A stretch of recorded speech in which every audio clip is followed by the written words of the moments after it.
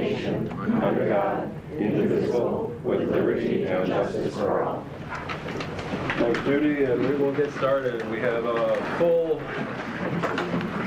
schedule tonight, and I lost my voice. I guess it was a triple overtime on Saturday, or however long I was in a hockey rink, but I'm fine. And we're going to go ahead and get started. And I think there's a fair amount of modifications to the agenda. I'd like to offer a few and then let others if they need to. To the consent agenda, I'd like to add the minutes of the 2/28 meeting. Also on the consent agenda on the personnel report, and I've got to get that, let's see where that is so I can make sure I give you the right thing. I'm going to ask, since I'm the one that doesn't want to consent, I want to find it. This will be on page 7 under service staff, Roman numeral 1. The second and the fifth names. I'd like to pull those from the consent. We will add those as a separate item after the consent. I guess that'll have to be, that becomes, I guess, a new Roman 4, and everything else rolls down one. And then I'm going to skip forward to Roman 5. D, we're going to hold the discussion of all of those policies, but we are going to add a 5-minute update on policies. I will slip in a new item E, which will be the BOCE's budget. And I think I've done all the changing I can do. And Brad, just the new item E in the BOCE's budget, we are actually going to do that. We're going to first. Hold on it. Oh, we're going to do it first? Okay. Can we do that? Can I ask before we go, what's the surprise with the BOCE's budget thing? Well, Dr. Brown?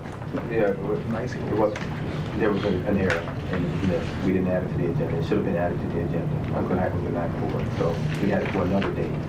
Okay. But that was a surprise. We just had the wrong date. My friends are all here. We're always happy to hear from BOCE's, and our partners at BOCE's have an obligation through their rules and regs to present out to all their member districts, of which we are one, certainly, and so they're here tonight. So we're going to put that ahead of the consent agenda? Yeah. Let's put it. Yeah. Okay. Why don't we do that, and then we can, after we hear from the folks, we can just hear from BOCE's and then move on with our business, correct? Sound good? I'm ready. All right. And Brad, there's no more changes, right? You're not going to let me make it? No more changes. All right, so with that being said, we'll go ahead and hear from the public and staff, and there are a few folks signed up, and Nan Bell, if you would like to stand, and it's nice to hear from you. Good evening. I'm here to speak for a program that's been going wonderfully well, so this is something good. It's the dual credit TC3 and Ithaca High English course that Ms. Kennedy is teaching. She taught it for the very first time last semester and the second section this semester. We both made visits to the TC3 library. We got to know their resources. We had one of their librarians come down and present to the class.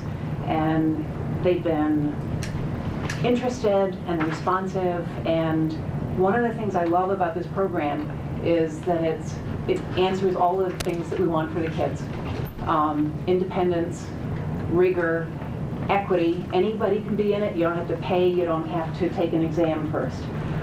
It lets you step out into the real world. This is real college credit that you get for these courses. And we're getting to know our friends up at TC3 better. So, just want to let you know. Good. Thank you. Thanks, Nan. And Shirley Kennedy. On behalf of those of us who do not have cable television and who cannot be here, I want to say thank you so much for streaming this. I, for one, am going to leave this meeting, go over to my classroom, straighten it up, and watch this on streaming video. So, as first, thanks. And I hope you keep doing it. Always glad to put on a show, Shirley, so that's great. looks like we have a few students from New Roots. Ethan Sweat. Hi, I'm Ethan, and I'm going to make a statement about why I chose New Roots. I attended elementary school at Northeast Elementary School. I struggled there, and I ended up getting expelled. I attended boarding school for middle school, and I returned home for high school. Upon my return home, I realized that my two choices of high schools were to attend IHS or to attend New Roots Charter School. Standard public education having failed me once, already I chose New Roots. This was not because that I thought IHS was a bad school. In fact, my brother had just finished his junior year there and was doing quite well. He's currently a physics major at Lafayette. I thought that New Roots would be a better fit for me. I thought I would do better at a smaller school. I liked the idea of having integrated classes with a sustainability aspect, and I liked the idea of longer school days, which meant I'd be able to get more work done in school, where I'd have the resources to answer any questions I have, and if my shirts comes up short, I'm surrounded by numerous teachers whom I can go to for help. New Roots has turned out to be everything I would hoped it would be and more. The teachers are great, my fellow students are great, and the food is amazing. New Roots has turned out to be a spectacular fit for me. My teachers genuinely care about my education and me as a person. They collaborate excellently with me and with each other to get me the best educational experience possible. My fellow students welcome each other and myself with open arms and we're accepting of everybody. No one is bullied at New Roots. My friends are my friends not in spite of all my weirdness, but because of it.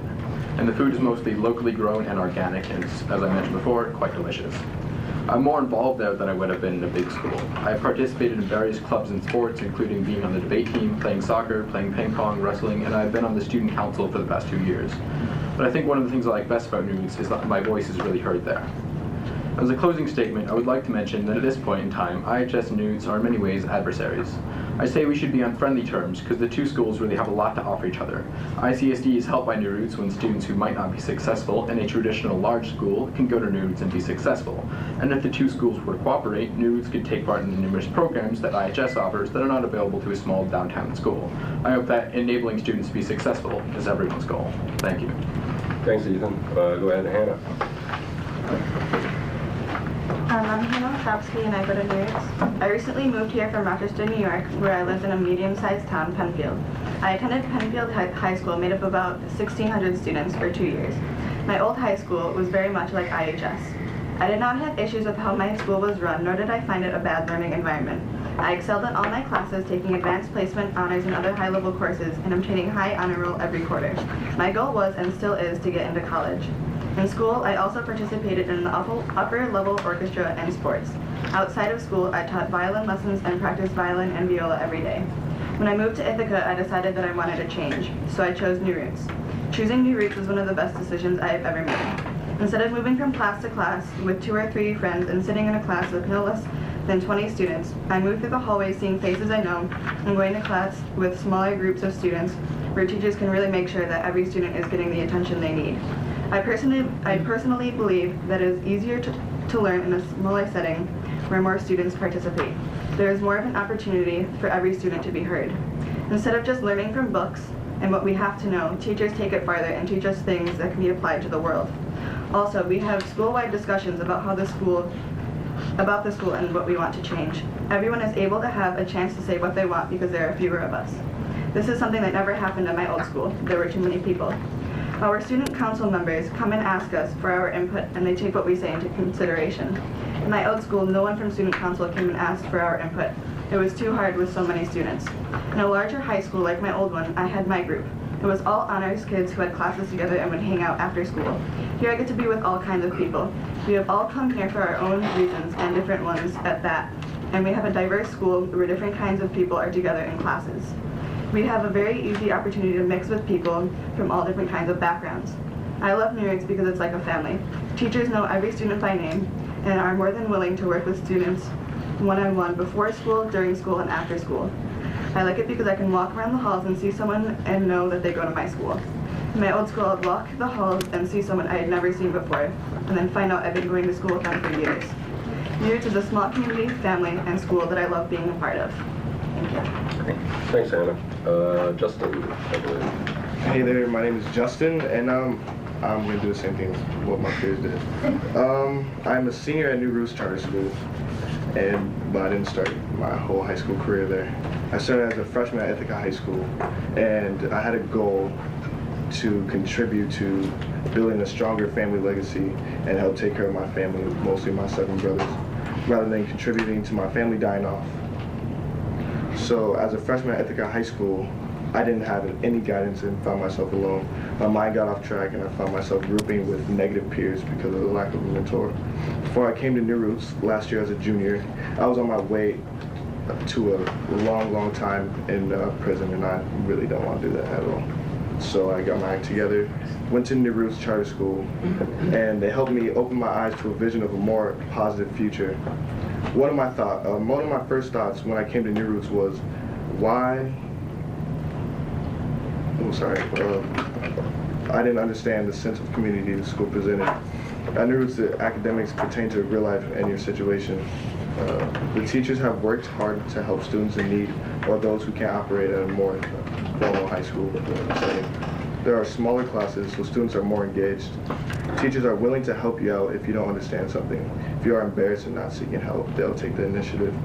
The classes are not structured to just teach you to pass a test. The teachers show you how you can translate what you've learned to real life.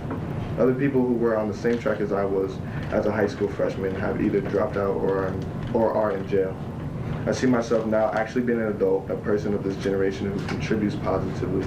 Since I've been at New Roots, I've seen teachers pushing students to apply to college, and I have seen a lot of my peers get accepted, which made me want to do as well. Right now, I'm applying to colleges for business administration. In school, we are learning about how to run sustainable businesses, about the triple bottom line, people, planet, and profit. Businesses need to worry about those they affect and the land they are built on, not just how to make money. New Roots is helping our generation to think outside the box, getting beyond just greed and destroying lives. I now have the opportunity to be one of those people, and thank you. Thanks, Justin.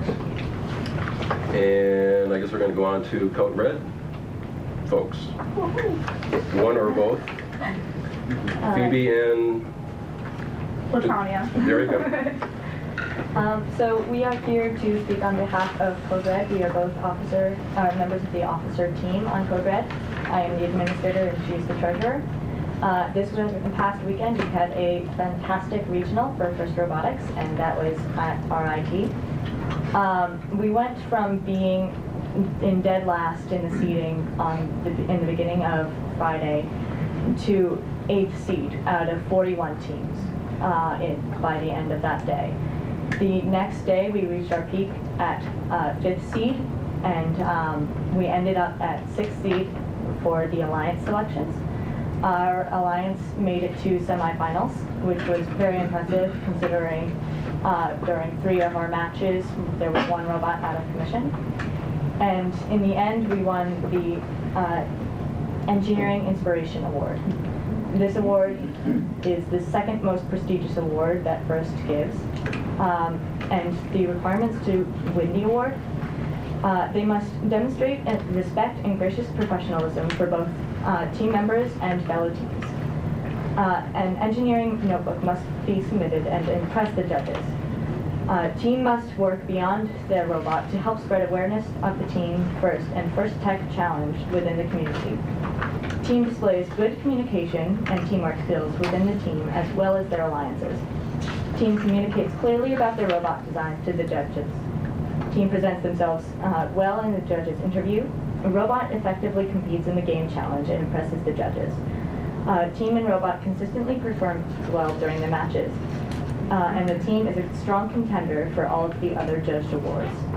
Code Red has excelled at all of these fields this year, especially improving from last year's because we have started interacting with the community, especially the Ithaca City School District more. In the next several years, we have plans to make several LEGO Leagues and Junior LEGO Leagues, which help introduce technology and engineering into our elementary school students and middle school aged students.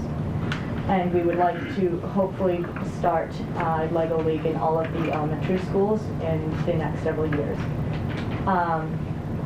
This award wouldn't have been possible without the support that we have received from the district, and we would like to do even better next year and go for this award again. Like I said, this award is one of the most prestigious awards that FIRST gives, but the most prestigious is the Chairman's Award, which is awarded to teams who excel in community service and educating the community in engineering and technology. This award is fantastic for a number of reasons. For one thing, it gives us a huge sense of pride in our team. And it also allows us to go to championships in St. Louis. We are all excited for this. We are extremely excited for this. It's the first time in 7 years that Code Red has been eligible to go to championships. It's going to be a rough road getting there though, because we have to work hard and get $28,000 in order to get there. This cost covers hotels and busing, and this is without the price of registration, because I believe this is the only award that First gives that removes the price of registration and shipping. NASA actually pays for it for us. Oh. $5,000. We have a long way to go, but we're hoping that we can get there and get our team there, because this is one of the biggest events in our high school history, or lives at least. And we wouldn't have been able to do it without you guys supporting us and giving us the extra tech teacher to be able to have all the tech rooms open and to be able to have the maximum amount of students that we could have to help build this robot. So each and every one of our students is so grateful they could be on the team. They are so proud of the team. They each contributed in their own ways. And we excel not only in engineering, but it's also a place where people can learn PR skills and financing skills and a bunch of skills that can be used later in life and can be applied in a job in the workplace. Kylie, would you have anything to add? We'll have board responses in a minute, but the St. Louis is in May, correct? What's the timeline? 25th through 28th of April. April, okay. So even a shorter time period. Something in between is Just to put it out there that fundraising needs to be done soon and yesterday, okay? So thanks, guys, and we'll have board responses in a minute. Great job.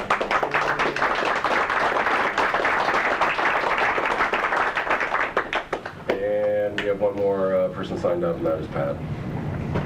Thank you for this opportunity to address the board tonight. I'm going to be speaking about New Roots Charter School and the impact the school is having across this entire area. By the way, there is no public comment opportunity at any of the New Roots Board of Trustees public meetings. The 168 students currently attending New Roots come from 18 different school districts in central New York. 71 of them come from ICSD and have cost a loss of over $1 million to our district this year, and a $2.5 million loss since their opening. Many other districts that send the remaining 97 students must experience a loss of revenue proportional to their enrollment numbers. For some of these small rural districts, the cost places a tremendous burden on their school community. One superintendent shared with me that the $200,000 they were forced to budget for New Roots next year means that either a 5% school tax increase will be imposed or the loss of entire programs. Over 15,000 students in central New York are being impacted by the financial support districts are required to pay for New Roots under the New York State Charter Law. And not one person in any of these districts other than ICSD was ever notified of the New Roots Charter application. Not one board member in any of these districts gets to vote on whether or not to continue to participate in this experiment. Not a single representative of any of these districts has the right to visit the school without the expressed invitation of the building principal. Only the superintendent of the district of location, ICSD, has the authority to oversee the internal activities of this school through unannounced visits. According to the state formulas, there is little concern for the financial welfare of the home districts unless the impact of the charter is greater than 5% of their gross budget. We can only imagine what it would be like if ICSD was forced to budget over $5 million to maintain the school. Thank you. Thanks, Pat. Anyone else that wishes to speak that did not sign up? I'd like to say something. My daughter... Please state your name. No. I'm Deborah Wigan. My daughter's Hannah Wachowski. As you all heard, she moved from Rochester to here. So she was never a part of the Ithaca City School District. We moved here, and the fact that funding for her, I guess New Roots gets 70% of the funding, of New York State funding for the charter school. She's never been a part of the school. So Ithaca City School District has not lost any money at all. Hannah has been only at New Roots, so I'm not sure I agree with what Pat has to say. Hannah left Rochester City School, or Penfield City School District, and is a member of New Roots. So it has cost Ithaca City School District nothing. They're gaining 30% of her funding, and she's never attended Ithaca City School District. So that's just my take on the whole thing. Thank you. Anyone else? We'll go on to the students and then board responses. Brad, do you want to chime in now? Yeah, on Go ahead, chime. Code Red. Wow, what a great, Go what a ahead. great weekend. I can recommend, I thank you, your communications group did a great job this weekend, and I had the chance, because someone told me about it, to see the YouTube of Dr. Swoosh Sets the Field on Fire. So I recommend the YouTube to everyone. If you want to see what Dr. Swoosh, their robot, can do, I recommend that you take a look at that. Congratulate all the students, what, 60, 70? Roughly 60, I think we started out with 63. Yep, roughly 60 students, that's great. And I'll just say, on the New Roots, I disagree. The aid, it's a reduction in aid for us, wherever the child came from. Whether you moved here from Rochester or from Timbuktu, our aid money is now going to New Roots. I'll just disagree with you on that. I don't need to get in an argument about it. Go ahead, Elder. I just want to piggyback on what Brad said about you superstars. I mean, you really have enlivened my life this spring. I mean, really, it's been just such a joy to get to actually know the program, get to actually engage with the students. You guys are the very definition of what our new superintendent speaks of when he speaks about full engagement. I don't think, unless you're involved in the program, most folks do not know how much time you spend after school in an activity, right? How rigorous your supervision is, and just actually watching you in action has been a joy to me. And I've watched the YouTube thing, so you've got a bunch of fans out here just watching you on the World Wide Web. So I have a sinking suspicion that we will be able to, that someone at this table might be able to help you get to St. Louis. That's all I'm going to say.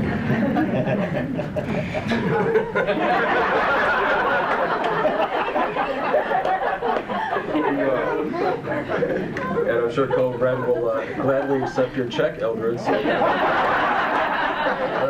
This is, thank you, Dr. Brown, but this is, fundraising will go on, and certainly anyone and everyone who was able to appreciate what you did over the weekend, feel free to chip in. I think most of us certainly saw, with Pat's help, a lot of the videos. And just one question: the balancing with the other teams. I saw 2 on the balance. Yeah. I didn't see 3. There's several videos online of the 3 robots balancing on a around 4-foot by 8-foot bridge. Right, exactly. I don't know if we have any links, but there is a video page on our website currently, and that is team639.org. And so if you would like to see our videos and see us at competition, feel free to go to our website. Exactly. Pat, you want to speak on something besides Code-Red? But go ahead. No.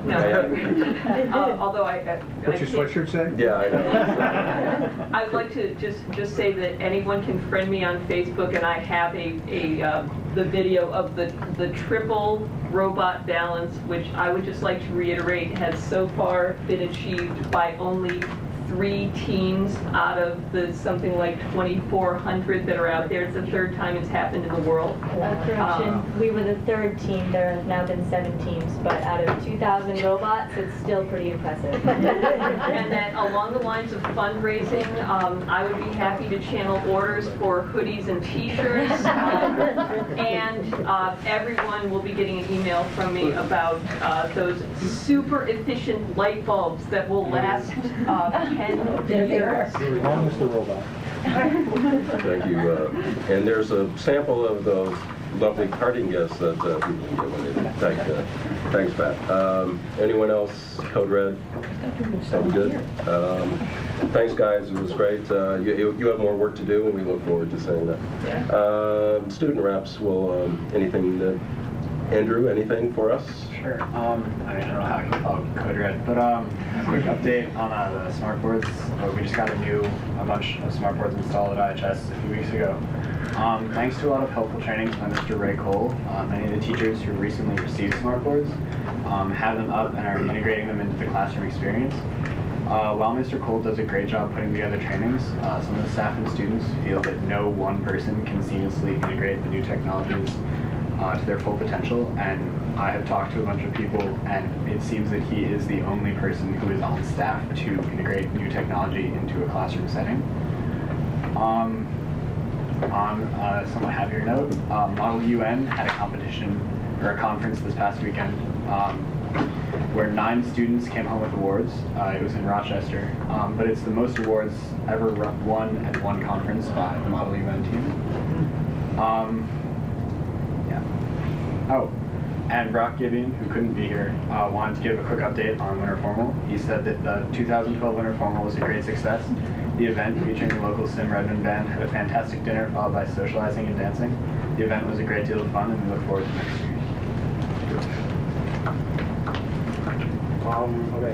First of all, Allison couldn't be here today, but she wanted me to tell and invite everyone to the IHS production of Pajama Games.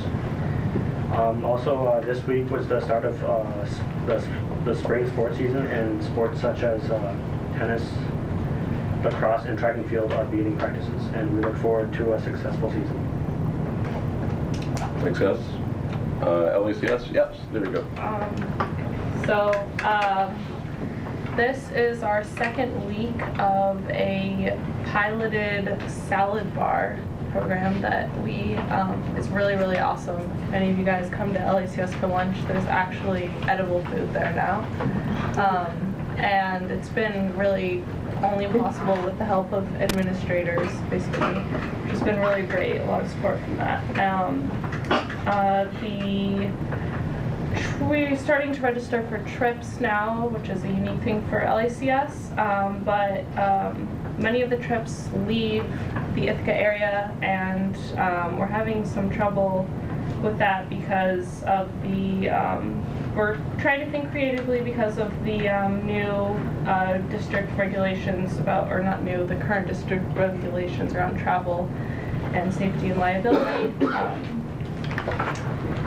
Right now, a group of students and teachers, which is called Students for Social Responsibility, are finishing up preparing performance monologues to present it to the school community, which has been funded by an IPEI grant to work with an organization called Performing Arts for Social Change. The show will deal with issues such as suicide, social isolation, and the experience of being different, and the importance of having support while dealing with such difficult issues.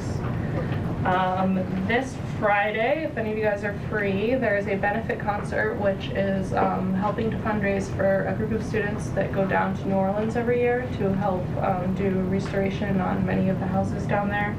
And it's at the Rongovian Embassy in Trumansburg. If any of you guys are free on Friday night, there's going to be a lot of Sim Redmond. The Rongo, I mean, come on. Yeah, a lot of really great local bands. If you guys would come support these students, it would be really great. That's great, thanks. Anything for the kids? Any responses? Anyone, Elder? Not for the young students, but I would be remiss if I didn't say publicly, as I said to the EILC group recently, I got a chance to watch Lynn and Lydia in action, working on helping the district create a literacy framework.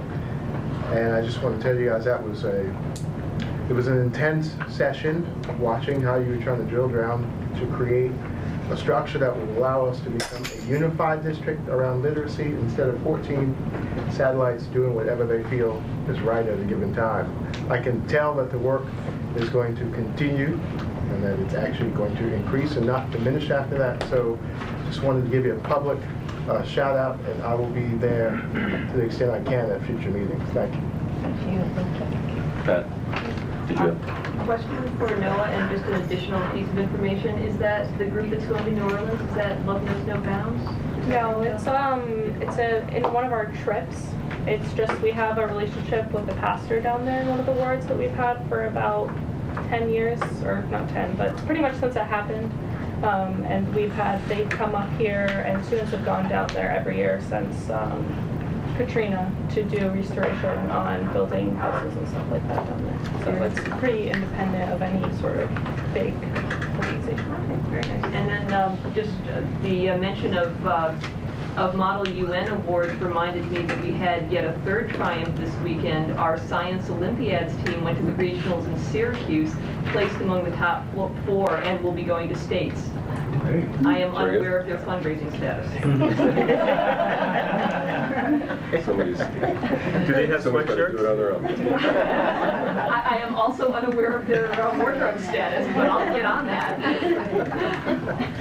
And we won't delay this any longer about Andrew. I certainly got feedback. Apparently, I know people that are in the band, and Sid Redmond, they weren't quite sure what to expect doing a high school dance. They said it was a great party. The kids just had a very good time, very well behaved, and it was a great. I can't even say the word since I'm pretty conservative. Gig for them. But it was. They had nothing but good to report back. As being hired to do the event and the behavior and for the whole evening. So congratulations to Ithaca High and Brock for pulling this off. So it was. So get that message back. So we appreciate it. You can have a great time and a good time, right? And eventually end up at the Rongo when you're anyway. But are we done? Well, a quick word about that. As the liaison to the Ithaca High School Site-Based Council, I had a chance to watch a couple of our young folks plan this event over a couple of months, and I know there was a lot of hard work and dedication that went into that. And it was a lot of conversation about trying to shift the culture of how we host these sort of events. And so to hear that the first attempt to shift this culture went so successfully, I think is a great accomplishment to not only the students who have planned it, but also to the faculty and staff, who I know help chaperone, which has always been a concern, and to some of the administrators. So I'm looking forward to us doing similar creative, exciting, engaging type things in the future. So kudos to those folks who took on that labor. Agreed. That's great. And without further ado, if we can go in and have our good friends from BOSHI's talk about their budget, and then we can get on with the rest of our meeting.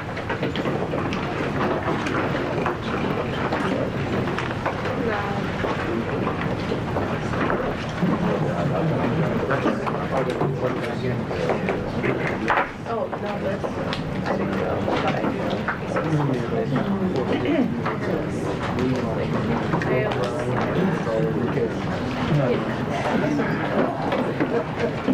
I want to thank the board for making room for us on your agenda.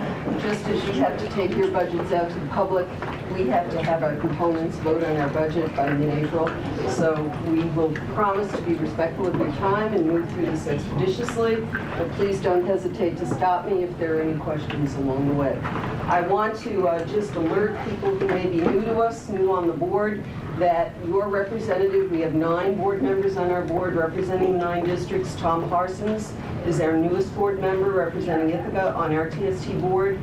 Jay has been a faithful person who has come to all of our executive school boards meetings each and every month, and hopefully, has found some good things to report to you. Just to kind of orient you, BOCES may not be a familiar piece to everyone. BOCES really stands for a cooperative venture. Districts decide they need to share some services. There is some incentive aid attached to many of our services. It was intended originally by the legislature to allow small districts and even medium-sized districts to provide some services for students that they would not ordinarily be able to afford on their own. So this was, back in, I believe it was 1948, got going and got started and has morphed over time. What our BOCES does to assist our districts, basically we have 3 educational programs: our career and technical education program, our special ed program, for very specialized kinds of services that districts might not be able to afford on their own, and our alternative education program on Elmira Road.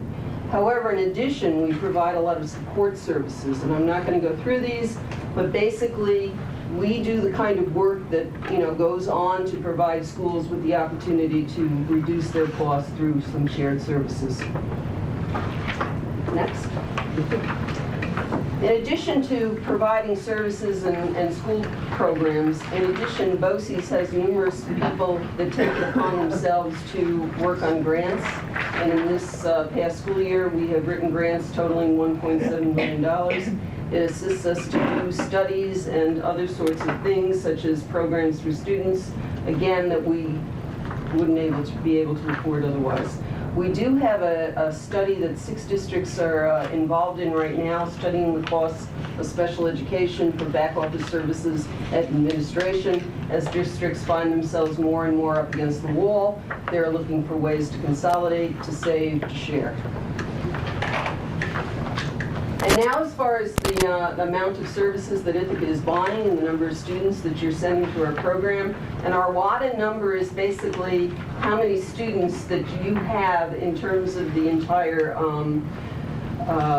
TST BOCES consortium. And basically, your WADA number is 5531. You are buying approximately you represent approximately 40% of the total student body in the area. Your aid ratio is over 50%, and you see outlined the number of students in various programs.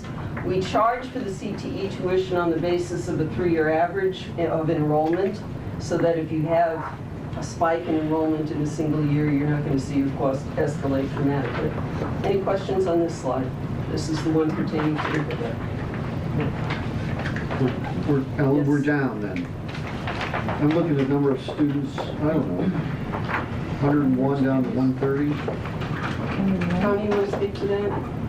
2009-10, Ithaca average enrollment was 137. 2010-11 was 136. And this year's current average enrollment, taking a snapshot at the end of February, was 101. So yes, your average enrollment has gone down over the last 3 years. Any thoughts on that?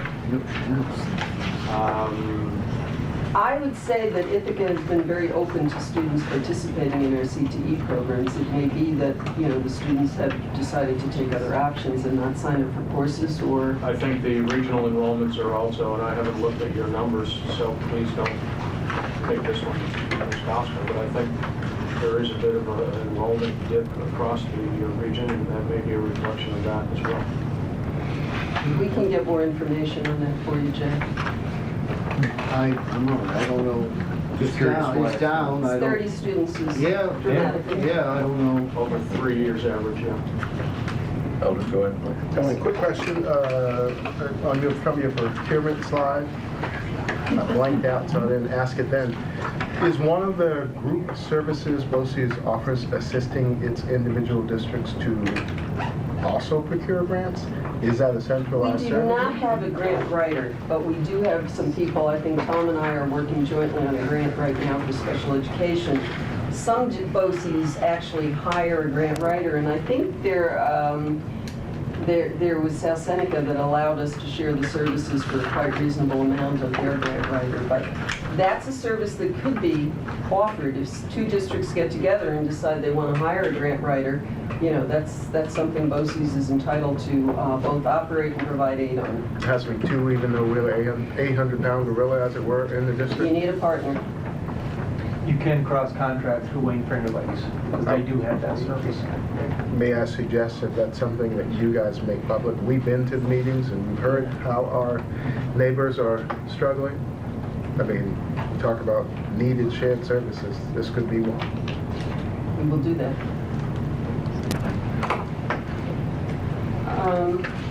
Basically, this provides a snapshot of the change in our total BOCES budget as an entity, which includes both the administrative, which is the only one you vote on, the program budget, and the capital budget. The change in the total BOCES budget is up 1.12%. And again, this is a snapshot of our budget. I don't think we have the numbers kind of sifted or finalized for the final BOCES service request. This is a preliminary service request based on requests from our components, and it's up a little over $373,000. $1,000. Basically, districts are looking to share more teachers. That's the itinerant category.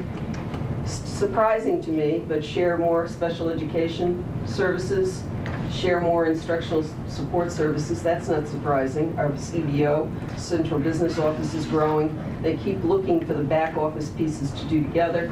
Our cross contracts are up at our instructional support, things like computer, software, and running money for school improvement and staff development is down slightly at this point. Questions on that?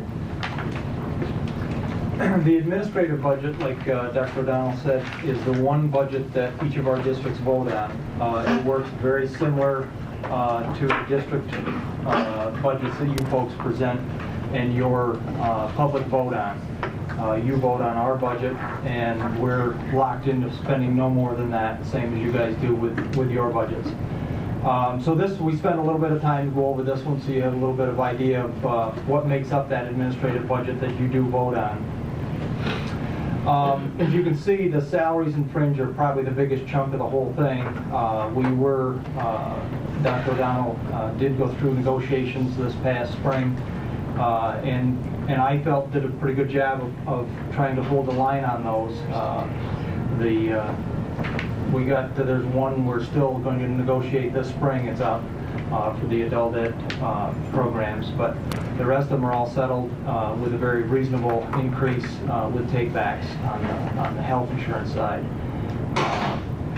So in the administrative budget, if you see the things that we really did have quite a little control over, equipment, supplies, contractual, so on and so forth, we tried to either reduce them or hold those as close as we possibly could.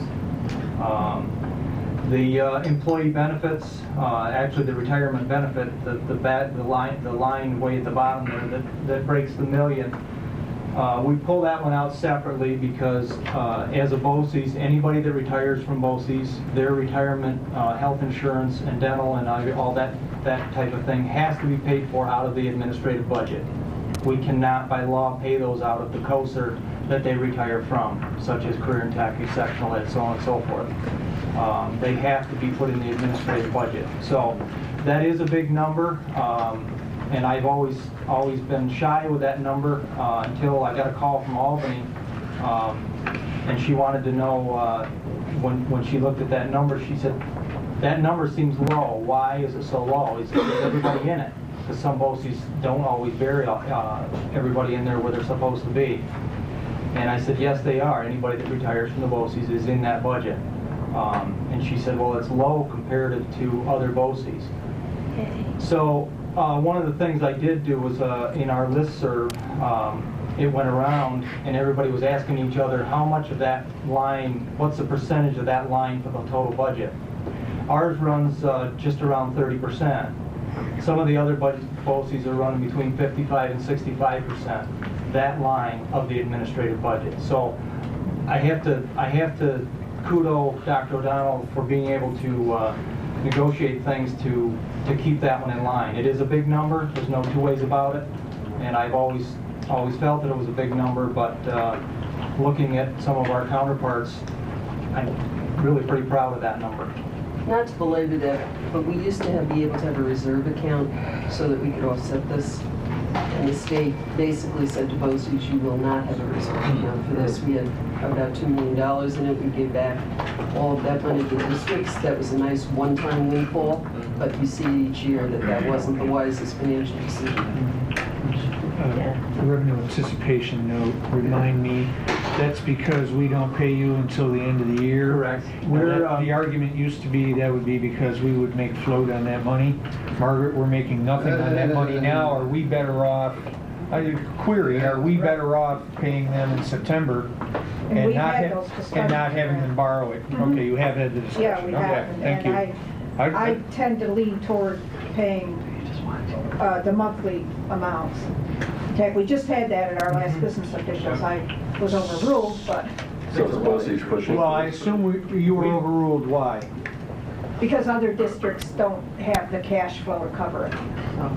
They And like they would holding have to on borrow. to that money Yeah, till the right. end of the year, even though they're not earning that much on it. We're not paying much in interest, No, I but understand that, but at this point, the state doesn't like it. We would love to get rid of it. It's extra money for us, but we do it No, I because the understand. districts wish. okay, I understand. I just, so you have looked at it, but the other districts don't want to, We do the calculations either every year or every other year, and then make a decision whether it's still cost effective or not. do we have any concern if any of our partners are gonna turn their pockets inside out on a June 30th? What's my risk there? There isn't. They've encumbered that money. They know the bill's coming. Encumbered. That wasn't my question. My question was if they don't have the cash to pay it, period. Am I at risk as their partner? You've got nowhere else to go, BOCES. So one of your participant schools can't pay the bill on June 30th. Am I at risk? Meaning that this district at Is risk this to taking district on now other at risk obligation? for having to pay that bill? I can't imagine a scenario, but that's not to say that, you know, in this fiscal climate, There's a lot of things I we couldn't might, imagine before, but. you know, none of us predicted the kind of economic crisis we've had. So, you know, it's a legitimate question. I think it can be brought up to the business officials. I could say to the components that I'm a little nervous about you paying your bills. I'd like it up front. It's not the most, you know, cooperative thing to do, but it might be time to It's consider just, that. I mean, from a management of risk, just asking the question. Yep. There are some special ed schools that basically have shut their doors and basically not paid employees retirement benefits. And so we are not without some precedent in the state. Right. Question about contracts. You mentioned that that's an area that the state looks at with a magnifying glass. My question is, if the state saw your salaries, your FTEs going down, and your contractual obligations increasing, would that be viewed as a negative? It's almost what they're asking us to do with you all. I guess you lost me. The state didn't look at the salaries, they looked at the retirement line. When you went through as you were going down your list, Okay. when you got to 400, I believe you said that the state was actually looking at that line. No, they looked at the 481, the retirement line. Retirement benefits. The $1 million line. So, That's the line that I was commenting, if the state actually commented on. okay, I must have misheard. I thought you said they were also concerned about the contractual. No. Okay, want to finish this one? When you get all said and done, Do it to everybody. the expenses in the budget itself is up 1.19. We pull a retirement health out just as a comparative line. That what we do have control over is up 2.07. I left the investment interest in the miscellaneous flat from the current year. So when you get all said and done with all of that net gain, you're about 2.24%, and if you pull a retiree out, just as a comparison, it's 2.15. Let me just make a comment on these salaries. We had a settlement with all of our units except the teachers at approximately 2%. That didn't include the longevities. It was an increase of approximately 2%. However, we negotiated a 3-tier drug plan, which basically saved approximately 1%. So the net outcome for the contracts we most recently settled was approximately 1%. That included administration, our employees group, our non-affiliated group. We had one more year to run on the contract with the teachers at 4%. They agreed to a give back of 1% if I extended the contract for an additional year. So that was 3% for 2 years. However, they went under the 3-tiered drug plan. And so I figured we reduced it to 2% net. So even though the teachers were out of sync with the other groups and kind of held an advantage in terms of the negotiation table, I think, you know, the net overall of approximately 2 for the teachers and 1 for the other groups was a reasonable settlement given the stresses of the situation and built-in steps. Given that, the salaries, budget to budget, is a proposed increase of 2.74%. When you look at that number over the whole budget, it represents a 1.14% increase in the total budget. That's what those two columns mean. Health insurance, like I said, we have to include retirees in that. So the contractual or the agreed upon health insurance increase plus the new retirees nets out to about a 6.35% increase in the budget. And that represents about 1.63% overall in the budget. Retirement, I think we're all seeing the same thing. At least we're all paying in the same place, so I'm sure we're seeing the same thing. The big jumps in our retirement represents about a 22.8% budget-to-budget change, and that itself is a 1.22% increase in the overall budget. The other things that represent other benefits represents about a 19% or 0.19% increase in the total budget. Any questions on that one?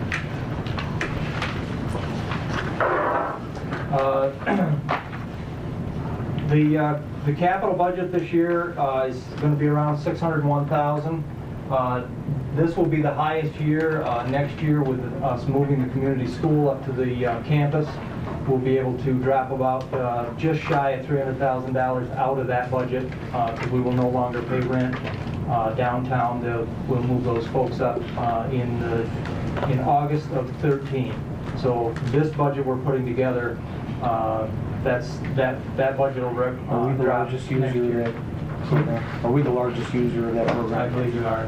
By a greater percentage than our percentage as a component school. Yes. Do you have that number, Tony? Yes, I do. We'll keep going and you can give it to us in a bit. Reserve accounts, as a BOCES, at the end of the year, we have to zero our budget out. Unlike the schools that get to have an unappropriated fund balance, at the end of the year, whatever's left over, we have to calculate that refund and send it back on the same basis that it was collected under. It's a tough one to live with, but that's the way it is, and we have to live with it. It does make it a tough way to live. Can you encumber any money? The only money that we can carry from year to year is in the capital budget. And the only reason that they allow us to do that is a project can go over years. So once you start that project and you've got the money in there to do the project, they allow you to keep it until the project's done, and then anything that's left goes back. The other question I had was, you have enough room up at the campus for the GST? Yes, we've actually taken our D building and found space for approximately 6 classrooms, and with, I think the numbers of about 80 students, we're able to accommodate them. It's not without some capital, investment, yes. So what classrooms did you lose in the D? We lost our electrical trades program about a year and a half ago. We were unable to secure a certified, qualified electrician's teacher. Plus our enrollments were going down, and the very difficult decision was to shut that program down. The good news is that we incorporated the curriculum into a brand new construction trades program. Our teacher's a carpenter teacher, but with the help of some local contractors, we now push some local non-certified teachers in with a certified teacher, and we're doing it that way. It's working out. It's not perfect, but it's about 80%. It's not bad. And we have the animal science program, so we're trying to keep, one of the criticisms the last time we had a reorganizational study, not sufficient numbers of programs, and so I'm trying to make sure that if we take a program away, and that was mostly due to enrollment, that we keep the numbers up by adding programs. So we're looking at a horticulture program for the future. I'm just hearing of people who want the electrical training having to go to Elmira instead of here, so we offer none of that. Most of that is adult education. Yeah. But again, the biggest, two big issues. One is declining enrollment within the electrical trades program, and the other is all of our teachers have to be New York State certified teachers, and it's very hard to find an electrician who's also a certified teacher. We were also able to move some other pieces of the people that were in the D building to other locations in other buildings. So we spent over a year trying to figure out how can we make this whole thing happen to make room. Okay. Yep. Reserve accounts that we can have as a BOCES, we can have a capital reserve, which we do not have any money in at this point. Unemployment, because we are self-funded, we have to keep money in that one. And a year from now, that will probably not look so good. We laid 12 people off in the even start last August, because that funding went away. So that's going to chew into that unemployment fund pretty good.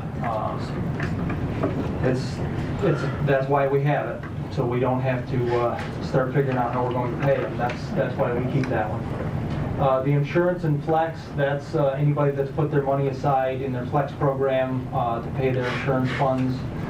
These are the balances as of last June 30th. So those fluctuate, but those are the numbers that we had at that point. The next slide is kind of a snapshot of the entire program, the CTE, the shared teachers, the exceptional education budgets. The numbers in blue represent the proposed increases on the top three. The middle two are down, the second one significantly. Again, people may not be running money as much through their school improvement coasters for staff development and through technology for buying computers, at least at this point in the year. And the other budgets are up based on usage as much as the salary and benefit increase. Any questions on the program budget? Okay.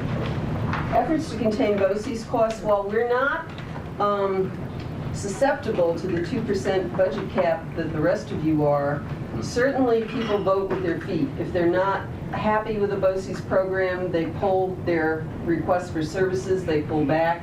And so we try to maintain attractive pricing as much as we can, given we're a small BOCES. And so this is kind of a list of what we put together as to our efforts at TST BOCES to contain our costs and to make things attractive for districts to afford our services. And Ellen, it's a tax levy limit calculated through an 8-step process that does not always result in... I understand that. Just I was want to trying make to sure that simplify that's... for speed, but Right, yes, I'm sure tax most levy limit. of us Tax levy limit. Did I spew that out quick enough? Very good.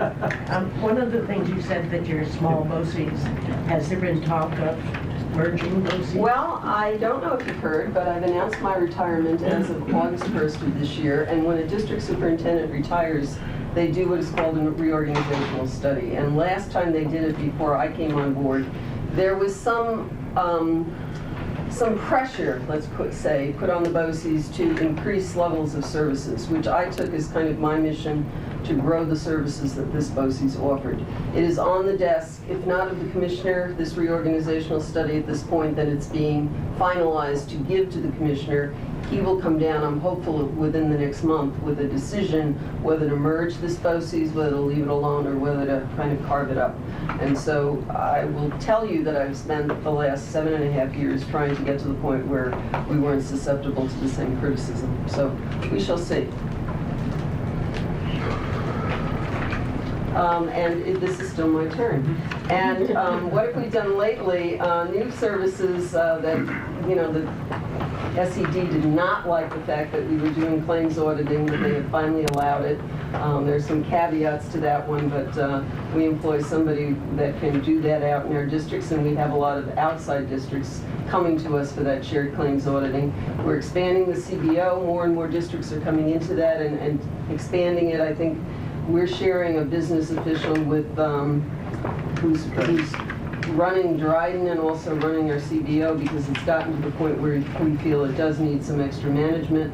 And we have undertaken a shared energy management program, people that come out and analyze your usage.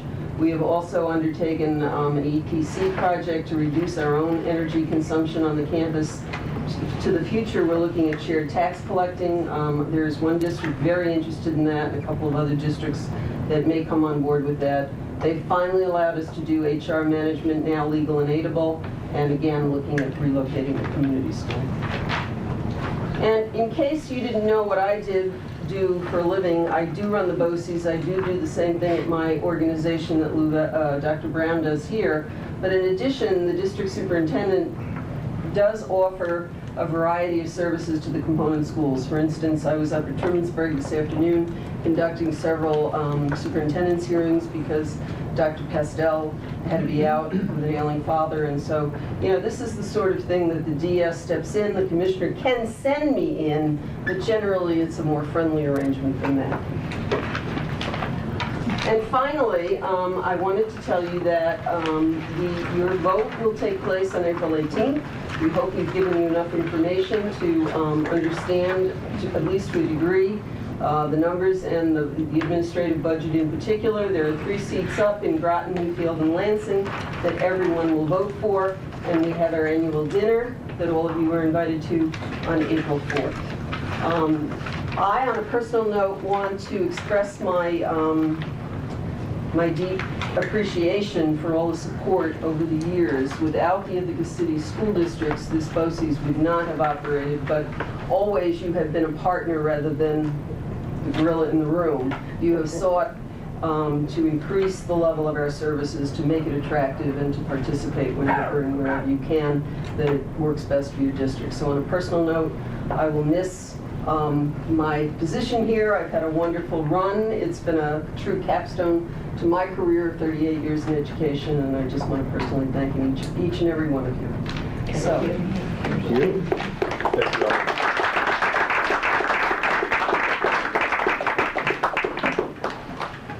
Can I ask Ellen a question?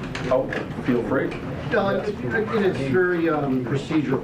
The vote, I've been on the board, this will be my 6th year, and we keep having to schedule a meeting to vote on the BOCES budget because it's not on a normal board Our meeting. our regular schedule. Is there any way to allow it to be on? I read here that it has to be between these dates. And we have a, here's the quick and dirty answer to the question. Many districts do not schedule a night to do this separately.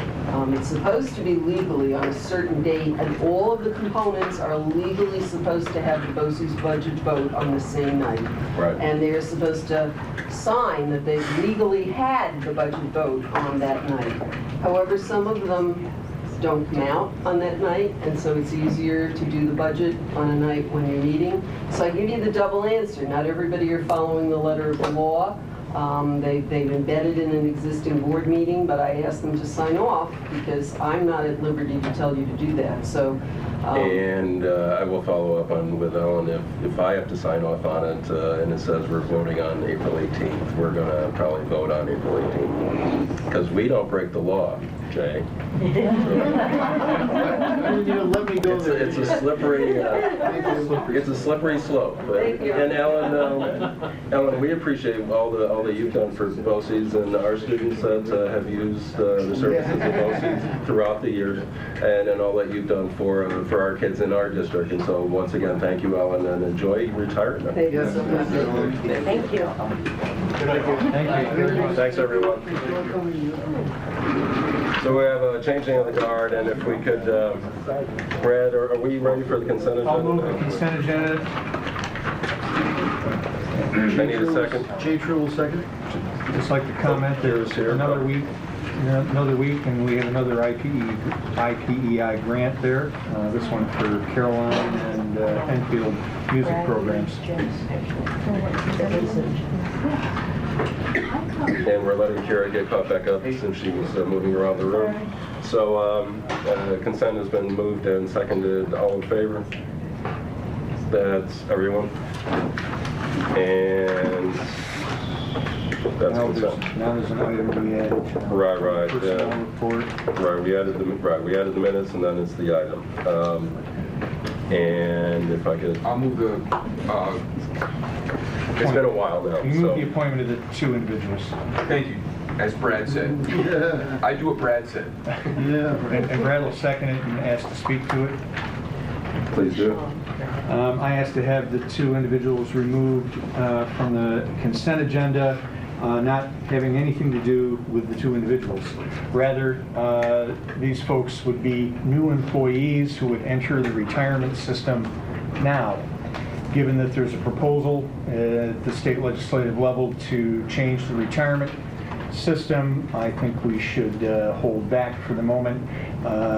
If it's going to be a reduced amount, we can take advantage of that rather than put them into the retirement system at this point. So I asked to have those pulled and that we delay those appointments.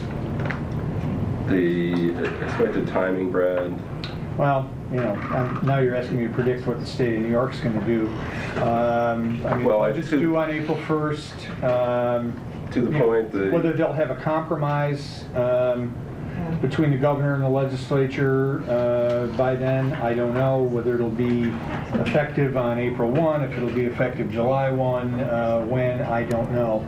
I think the point is, over the next few weeks, we may have some clarity about what Tier 6 is going to look like. And if it's going to actually create a savings for us over the long term.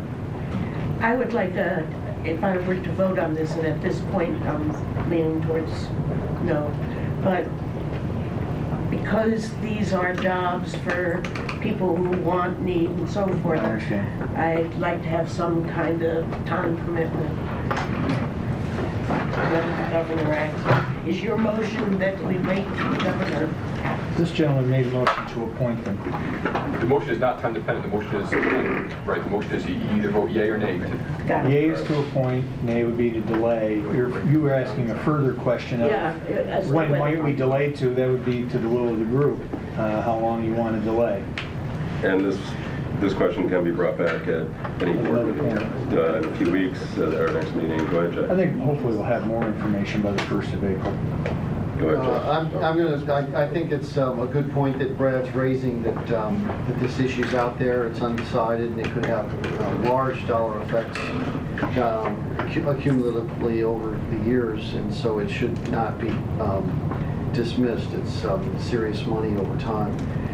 But having said that, I think that the uncertainty of the date that the new tier would be effective is huge, and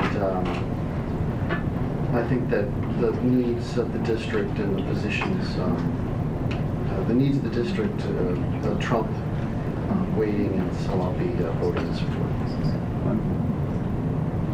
I'm just looking at the present value of the dollars we're talking about, and it's probably hundreds of thousands of dollars over 30 years. So I'm just suggesting that I want to watch out for the taxpayer.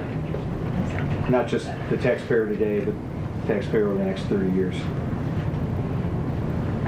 Any other questions, comments? Without further comments, all in favor? That's Judy, Chris, Eldred, Jay, Sean, Pat, and Seth. Those opposed? I think that's just Brad and myself. So that passes. So we're done with consent now, yes? Yeah. Okay, good. So now we can go on, and if I'm not mistaken, Dr. Brown. Oh, thank you. At 8:20, we're ready for you. Well, I'll direct the board to the back wall. That's been painted in honor of our Cobra robotics team, by the way. And along that same theme of red in student work, I wish you to note that we're going to be displaying student work on that back wall every month for every board meeting. And I'll ask you to read the plaque in the middle that speaks to the artist and why she did that and what it means. So again, we're going to be displaying student work on that back wall. We'll probably change it out every month or so. But it's our students. And again, the wall's been painted red in honor of our co-vet from our team. So congratulations to them again also. Well, the fact that the school colors are red, but that's, we appreciate code red at all times. A couple of other announcements I'll try to get through quickly. Sure. Move on.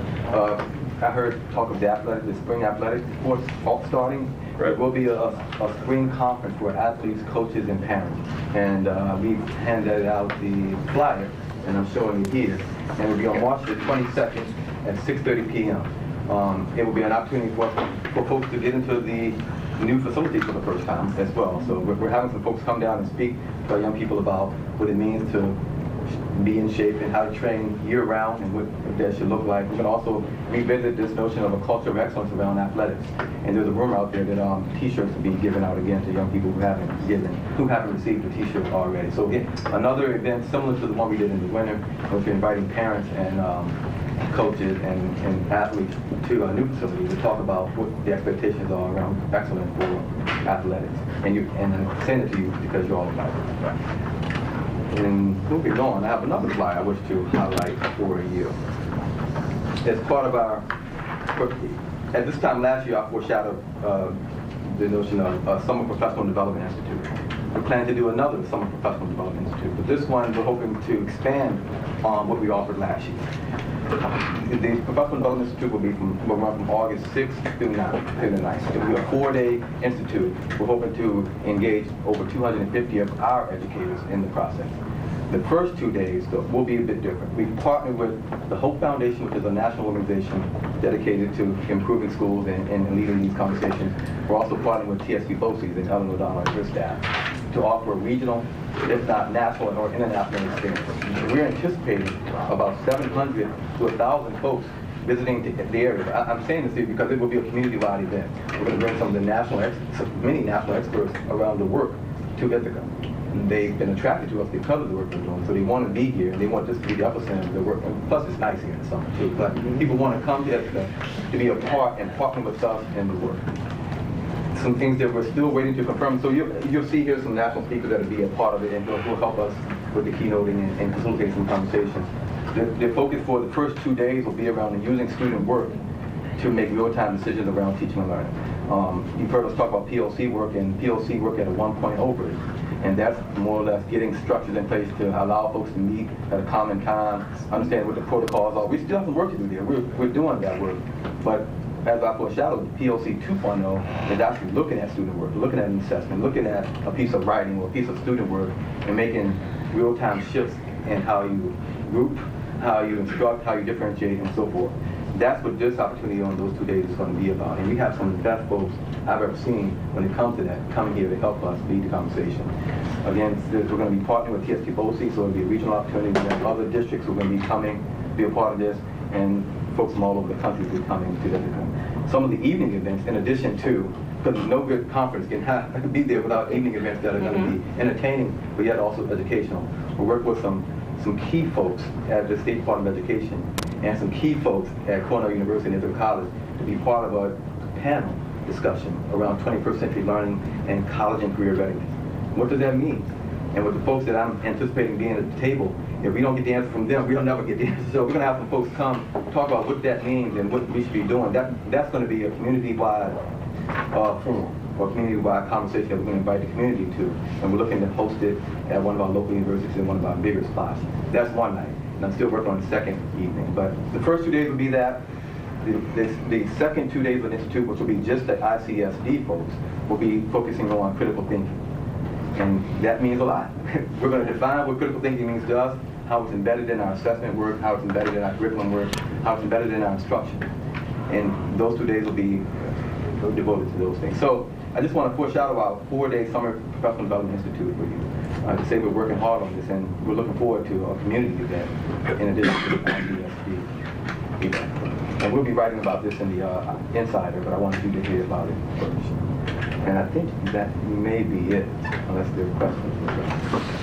And we'll go to Chris, but I will just point out the spring sports conference is on May 22nd, right? And that's an opportunity. Well, I'm sorry, March 22nd. March 22nd. Yeah. And that's an opportunity for the teams, for some folks to get a tour of the facilities, but there's going to be a greater open house, correct, Dr. Brown? I say that. We're going to do in May, and we're still finalizing the date. There will be a grand opening for the wellness center. Right. That was, I think, the May thing I was thinking. Yeah, go ahead, Chris. So that's coming. Exactly. Go ahead. I just wanted to point out and how exciting these things are. I work in Corning, and I interact with folks from a lot of different areas. We are unique to what we're doing here. They're just struggling to keep things going, and we're being very forward thinking. And I get into conversations with parents all the time and say, well, this is what's going on, this is our focus. and it's not happening in other places. So I'm really proud and excited about some of these things that are going on. You know, just hopefully we realize that as a school district and as a community. Anyone, Jay first? So I want to understand that will this be promoted? There'll be two promotions. One is kind of going to be focused towards our staff, and the other promotion is towards the general, the larger, how's that going to work? It really is a partnership. So we're going to do what we do internally as far as identifying folks and getting folks to the table to be involved in this conversation. The experience and the event will be promoted to people all over the world. And we're also going to do a live piece that will be streaming the sessions for everyone, for folks all over the world. So it's going to be floating in different ways. We're hoping our folks come to the table because the more educators we can have here, the deeper the conversation will be. And quite frankly, I've spoken to some folks in Canada who are doing things with student work right now that I think we can learn from. And they're looking to bring a contingency here to engage in the work. So there'll be time for us to interact as teams at the building level. There'll be time for us to interact as building to building, but there'll also be time for us to interact with folks all over the country and the world that are doing this work as well. But the basic structure is 2 days of our district, and then 2 days of us and others, and then 2 days of just us. The critical thinking will be just an internal piece. The first 2 days, this international experience will be us collaborating with others. And then the 2 days after that, it's just us. Yeah, the 2 days after that is the critical thinking piece. That thread is going to be just that. And any promotion that I see kind of that's way out there is going to be more of everyone. Yeah, that's going to be. Okay. And again, it's been being promoted already, so you may hear much about it. Good. What happens on the 2 days after both sets of 2 days? I mean, I'm curious what your thinking is of how we're going to take whatever happens in those 4 days and actualize it. And I know you have plans for that. Is there anything concrete you can discuss with us? I can foreshadow. We were hoping to bring a comprehensive professional development plan to the board in the near future. What we are anticipating is a four-thread approach to PD offering. One is going to be around critical thinking, one around curriculum development, one around assessment literacy, and one around co-teaching and differentiated instruction. With those four threads, we're hoping to offer workshops before and after school, during school hours, on weekends, workshop opportunities throughout a year. And we're going to be encouraging educators. And I'm proud I haven't talked to Susan and other folks about this, but this is our thinking. This is what we're working on right now. But we're going to offer workshop opportunities throughout the year and the summer around those four threads. And you'll see those threads represented in the offerings in the Institute. So this will be the kickoff to some ongoing work. What I know about infusing critical thinking into all those places we spoke about earlier is that's ongoing work. That's 2 or 3 years worth of organizational development. So to say we do a 2-day institute for 200 plus educators and say now we have critical thinking better than our work would not be true. So we plan to have at least 20 plus workshops throughout the year just around that piece. And we're hoping that educators will find the time to visit. Will she be a teacher? Yes, that's another piece. That's part of this opportunity. We're now working to infuse a student thread. So in addition to the adult conference, we're working now to have a student conference that will be part of this and going on at the same time. There you go. So Any other questions for Dr. Brown? And thank you, Dr. Brown. Thank you. It's a wow. I think I said that before. So let's go on to school district business. Partnership with Columbia. Apparently we can't partner with, at least it's not Harvard, so I'm glad it's Columbia. That's disruptive. I'm just killing time to let, we got Mr. Van Kuren, he can stay there. This is the partnership that we foreshadowed at the conversation we had about reorganization of the central office. So this isn't the MOU with the ITA. This is just giving me the authority to enter into an agreement with Columbia. And you see the dollar amount there, up to, I forget the dollar amount right now, but up to a certain dollar amount. $56,000. Those dollars have been identified through one-time funds in Title I and staff development grant funds. It's not coming out of the general fund. This is a pilot program. We're looking to do this in this first year, learn some things from it, and if it works as according to what we think will happen, it's something we may bring forward as a budget initiative going forward. But what we do know is we're going to identify 4 outstanding individuals who are going to be going through a program that's a 2-year-long process and hopefully become leaders, well, we'll become leaders in our organization. And Bob, anything I'm leaving out here? Good job. Thank you, Bob. I'm happy to say that because I'm involved. And so the resolution that you wish us to pass is in our Dropbox, correct? And this is the resolution that we are going to pass. I'll move the resolution to conditionally approve the district's participation in Columbia University's Summer Principals Academy. Second. As presented. As presented, all the whereases and therefores that follow, correct? Which I can't read. Right, exactly. It is a fairly long document. You've all had an opportunity to look at it. Any further questions? Go ahead. The cost again. Up to 156, no more than $39,000 per person up to 4. Any other questions? With no other questions, it has been moved, right? And seconded. All those in favor? That's going to be everyone. Very good. Thank you. We like Columbia. That's a good thing.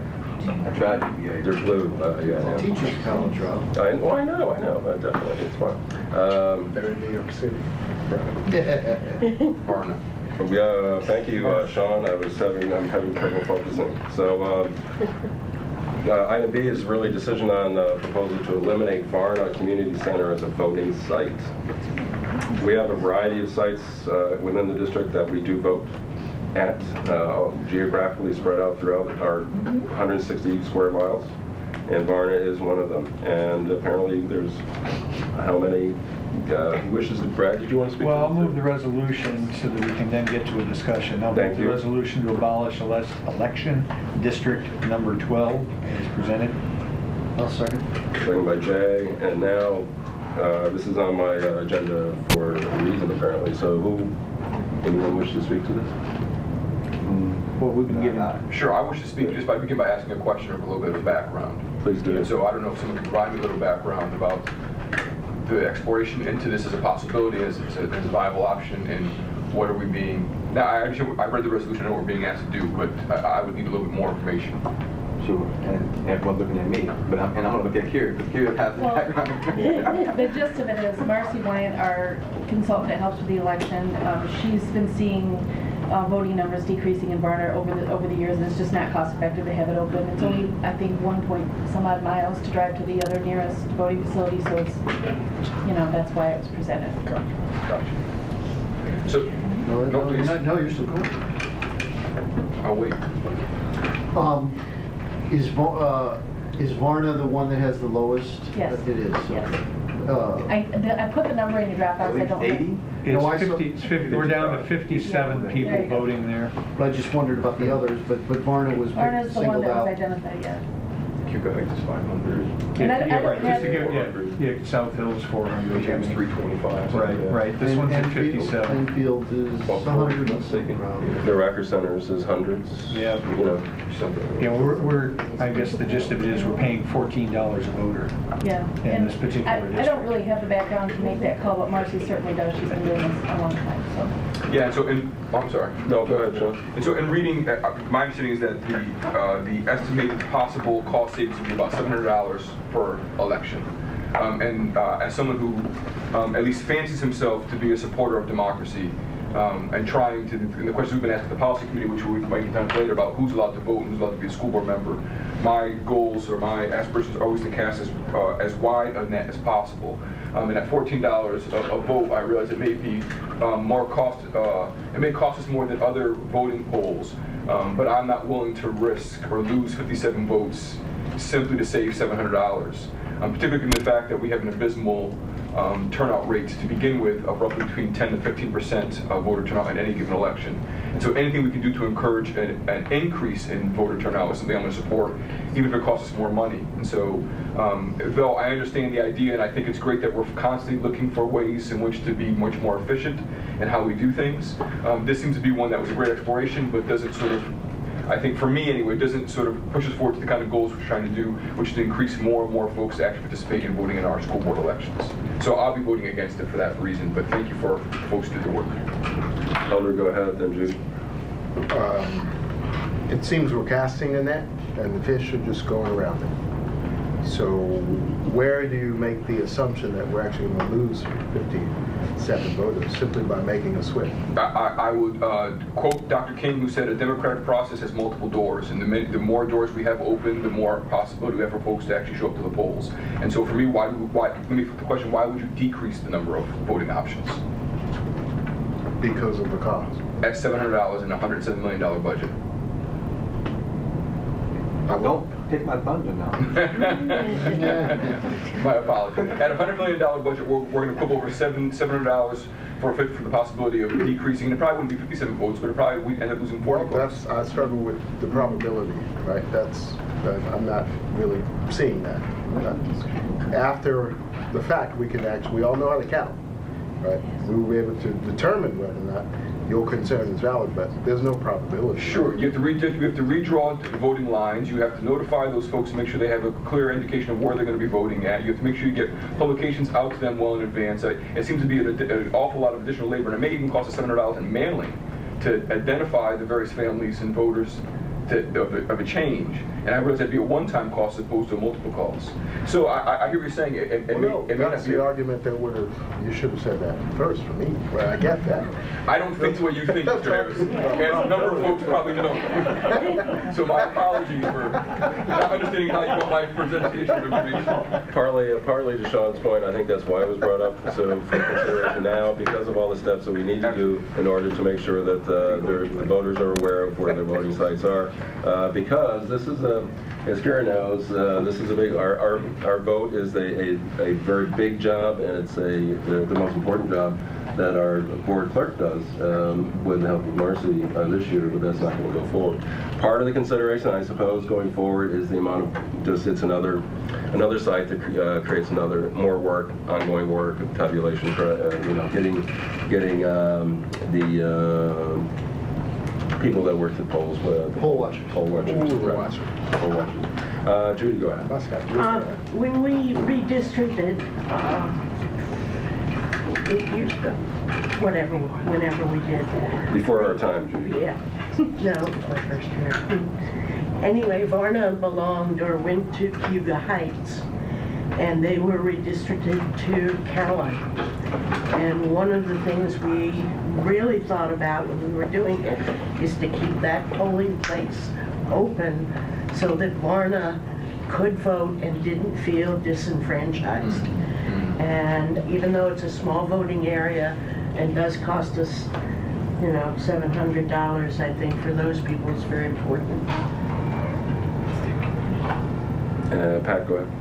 My concern when I read the proposal was that my knowledge of Varna, mostly driving through to Route 13 on 366, is that I think the largest single residential area there is a mobile home park, and there's considerable rental property. And my question was actually one of mobility and accessibility, that it may in fact be difficult for residents of Varna to drive a few miles to a school that's not on a bus route.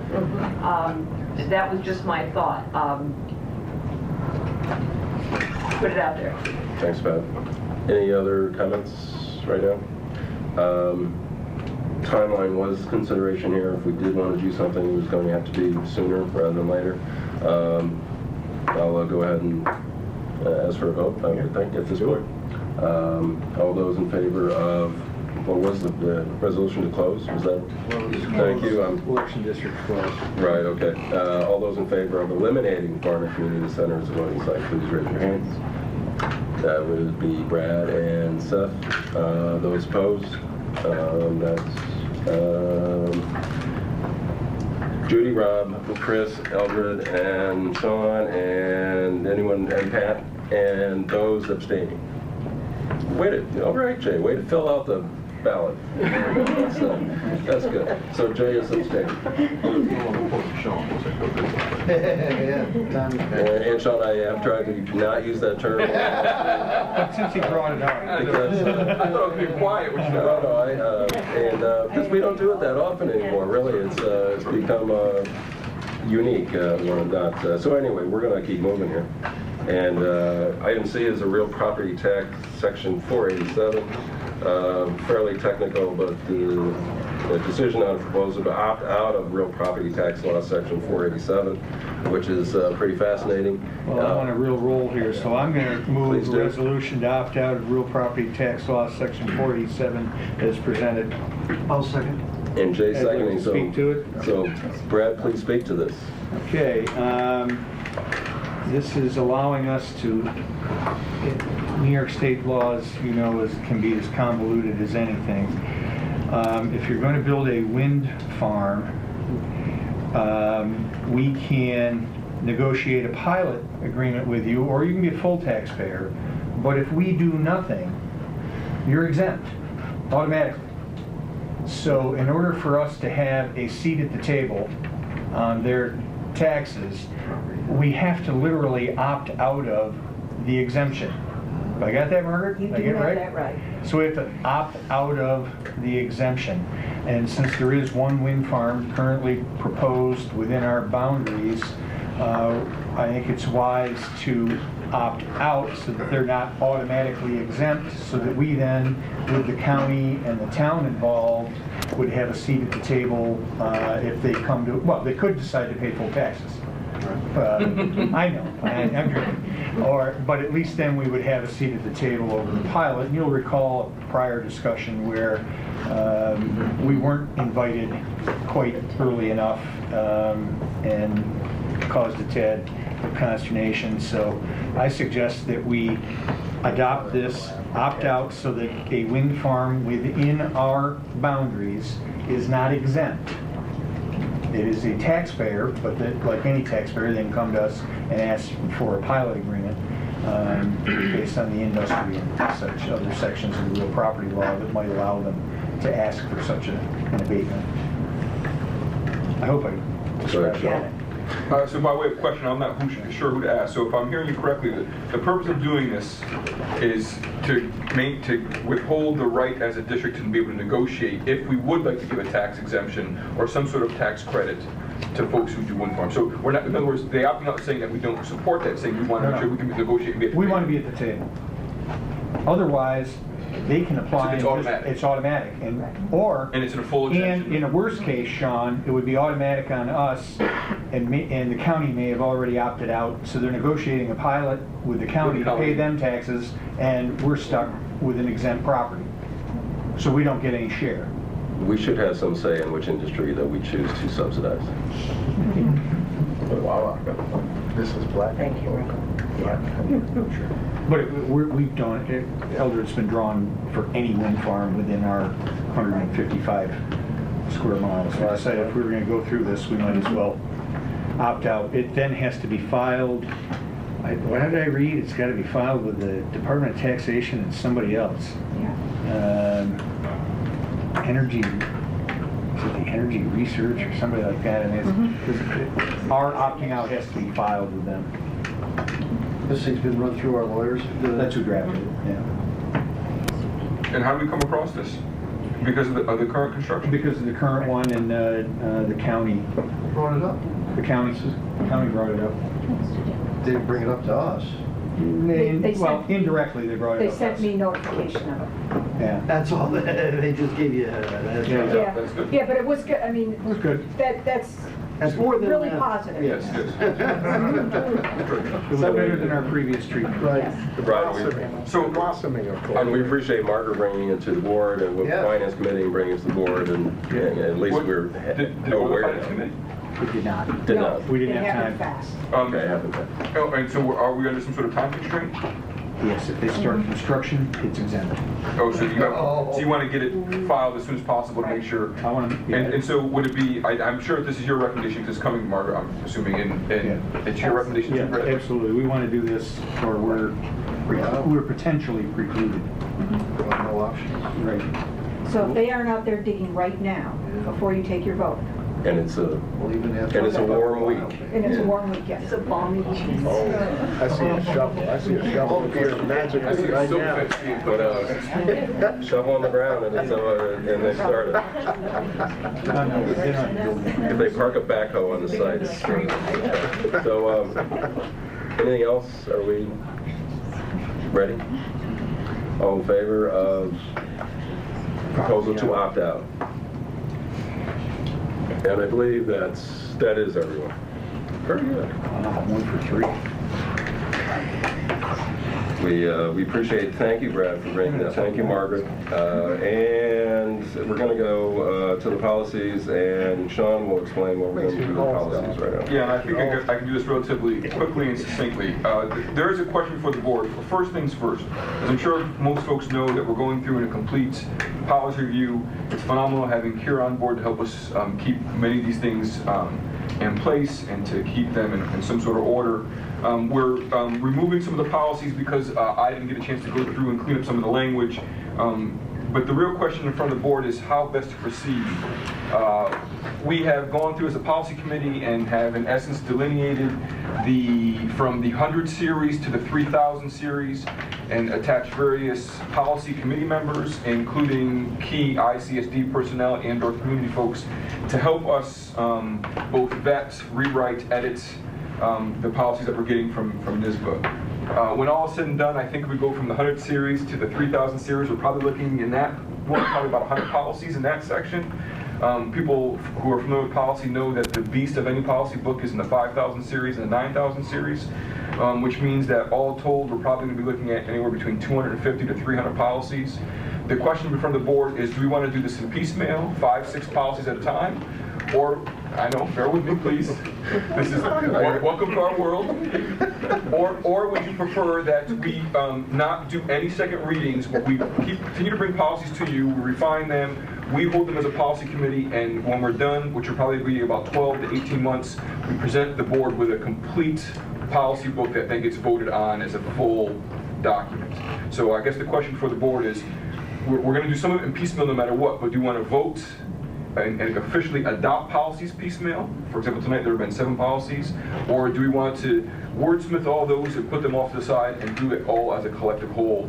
And the reality is we have complete flexibility to choose as we want. There's no set procedure according to NYSSBA. We can proceed as we so choose. And so that's a question I have as the chair of the policy committee, of what would be the want and wishes of the board. Go ahead, Seth. Yeah, I'd like to lump them together, but not go out 18 months, end it at, June, close it out in June, so that the board who heard the discussions of the policy gets a vote on it, and then the new board coming in, just do it that way, but I'd be fine with bunching them together. Does it mean as many as we can do? Yeah, I think that's what's going to be, so as many as we can do by a certain particular date. The only issue is some of those policies that we're talking about are going to be required to happen at the July reorg meeting, the way in which the policy currently come. But I understand what you're saying. What we'll do is then we'll try to get as many of those done as we can before the reorg meeting, and then those that are going to happen at the reorg meeting we'll do afterwards. And so we'll do a modified version, so it won't be small piecemeal, it'll be chunks. Is that fair for the board? So how are we going to review any specific changes? Because I just struggle with voting and accepting things without knowing the details, because the devil is in the details. The devil is always in the details, and the plan will be we'll still continue to go through first reading policies as we have been in piecemeal. But in terms of a final board approval for the entire document, we'll do in chunks. So we'll still have conversations, for example, coming up. I know that Mr. Jarrett Powers is keen on trying to have a conversation about the school attendance policy. And we're having some conversation as a policy committee of having a differentiated attendance policy, one for elementary school, one for middle school, and one for our high schools, or our high school and the Lehman Alternative Community School. So in other words, that may be coming, we might want to do that first. So we'll be having conversations about all of these. The real question is becoming, how do we keep track of 350 policies to make sure that we don't lose anything, and that they've all been wordsmithed and vetted. Because despite whatever we get from NYSSBA, as I'm sure you all know, we are a very interesting community. And so we have some policies that are local policies that the language that NYSSBA sent us won't work for our community, or don't actually meet what we do in practice. So we're having to wordsmith a great deal of what's taking place, and sometimes it's word here and a word there, but it's still wordsmithing. So we'll try to make sure we keep track of all of that. Goody. Can I ask a question here about process? The notification that we're getting of these policies right now is coming from you saying policies blah blah blah are now in your Dropbox. What do you mean? Well, how are those being determined? Which policies are in your Dropbox, or just? Nope. If, Technical question about well, if they're how on am I becoming aware if they're on the of agenda. 7 policies that Sean wants us to look at and potentially edit in between meetings? If you get the agenda, and if the agenda says we're reviewing policies, those policies will be in the Dropbox for that, under that meeting folder.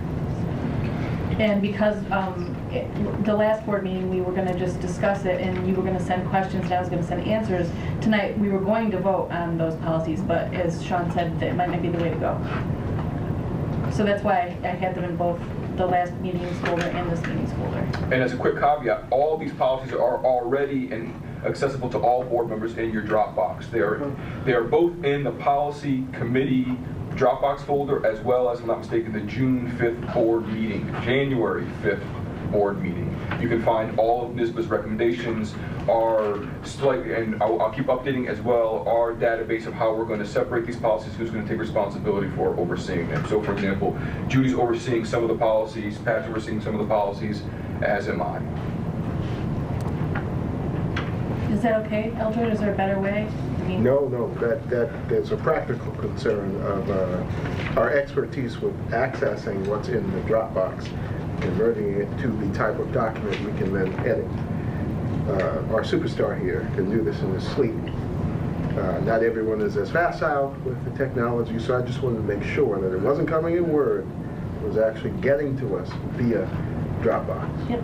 And we'll make sure we'll start saying those in Word for those folks who want to manipulate policies. That's a poor choice of words. Who would like to refine and edit our policies? Okay, then. I just wanted him to say that. I am now satisfied. Brad, anything? I'm good. I'm pretty much with Seth. I am with Seth. I think we need to do it by elected. I'm not big on balloon payments at the end, so I mean, I don't think we can just wait and do it all at once. So you know, that sounds like a workable formula going forward. And we don't need any. There's no action we need tonight, right? No, but in the last pieces, I've been having conversations with Dr. Brown and with the other policy committee members. A number of our policies are going to require, they don't require, but we believe it's in the best interest of our district and our community to have some public and community conversations. So for example, in the 100 series, the first couple policies are about district goals and aspirations. And as part of, for example, Dr. Brown's strategic continuous improvement process, is that the way in which we're describing this? Going out to having some listening sessions with the community. For example, one of the end products of those sessions will be helping the district draft its goals forward. So I will make sure I update all board members, for those who are interested, with the database so you can see who's dealing with what policy. Many of you are going to have interest in some policies, despite what you may feel, and others of you have interest in and not others. But for those policies that you have an interest in, you can at least find out which policy committee member to harass. And we'll leave it at that. Have a conversation with them. Go ahead, Judy. You do it if we're ready to get on the policy committee. You better get a co-read robotic tee or a sweatshirt immediately. I'm on the DASA, writing of the policy that needs to be in place by July 1st, and I'd like to tell you we're having a terrible time. At least I'm having a terrible time. And you can get the policy in the Dropbox. And it talks about bullying and harassment. And people cannot seem to agree if harassment's the umbrella, if bullying is by itself. We're very fortunate in having, and this is the first time he came, Ed Hall, who at least legally understands the language and tells you, you know, what you can and cannot say and how much you have to put in, because if you don't put something in as bullying and a child does it, they can always go back and say, it's not in the policy. then also the discussion between the policy and the regulations. And apparently you can do them all in one or separate them out. So we've been working probably every other week on this, and we're still... Yeah. And for folks who don't know, DASA is the Dignity for All Students Act that each district is required to not only have passed, but enacted by July 1st, if not later. Is it June 1st? It's July 1st? July 1st. And so it's a pretty substantial policy. It's also going to require us to have budgetary implications in terms of training, in terms of possibility of staff. This is one of those, I know the key phrase that we like using around not just our district, but other districts, is the idea of unfunded mandates. But this is a mandate coming out from the state which has great intentions, but it's also going to have pretty significant concrete ramifications for our budget. So we'll thank you for the work you're doing. We'll keep paying attention to that. Other question. So Jared has educated me about our code of conduct and how it very generally talks about things that students could potentially do to interrupt our day. And it refrains from trying to deal with every nuance of technology, both past and present, from 8-track to what's going to happen in 3 years. Why do we feel the need to define every single possible way a student can emotionally hurt another child? Well, I think that's a question that we should probably direct to Dr. Myers when she comes in. What I will say, and this is probably, thank you for raising this because it's good for other board members to know, my approach is that less policy is better. And so when we're not required to have policy, I'm going to recommend when where possible that we don't do a policy. In other words, to try to keep us more and more flexible. And so part of that would, for me, would just do the opposite, actually to define less, not define more. Now, that's going to be interesting to run by legal counsel to see what their recommendations are. But I feel like we start getting ourselves in trouble when we start trying to be so specific that we're definitely going to miss things. We need to be writing policies that allow our good folks on the ground to have some discretion to do the work that we've hired them to do. There was an associate principal from the high school who was at the meeting who wanted more definition, because if it's not on the VEDA list, which are the violent acts, and he wanted to be able to have something very specific to give, and didn't feel comfortable without that. So I think we're seeing, all the spectrum. Talk to me, Chair. Brad, And mine was going to be a question for Mr. Peacock as to whether he would think lawyers would parse the code of conduct and other policies or not. Yes, absolutely. There you go. Pat? I was just going to add experience I've had working on the academic integrity policy up at Cornell, where we have an overarching general philosophy and then a list of examples that say some examples of violations are listed below, but this is not an exhaustive list, something like that. And that list, in fact, does change over time. It has almost nothing about electronic. It was done 20-some years ago. It's like, don't cut things out of journals in the library, but it says nothing about cutting and pasting. So, so the idea of having examples, but also defining that the examples, that violations don't end with that set of examples might be something worth pursuing, but I'm no lawyer. Not that we want to get into a policy committee right now, but anything else, Sean? Are we good? I'm okay with the impromptu policy committee meeting too. Yeah, it's, and there will be time for that, I'm sure. So Sean just wanted to speak to the policies for a bit. We've done that.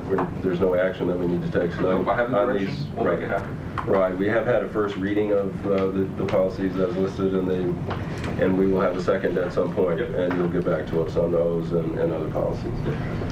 Dr. Brown, the main reason for our coming together tonight was talking about budget. Would you like to take 5 minutes before we get into that? Yes. And because I think we need to get the BOCES numbers out of our heads, and so we get to our numbers. We'll take 5 minutes, and then we'll get on with our meeting.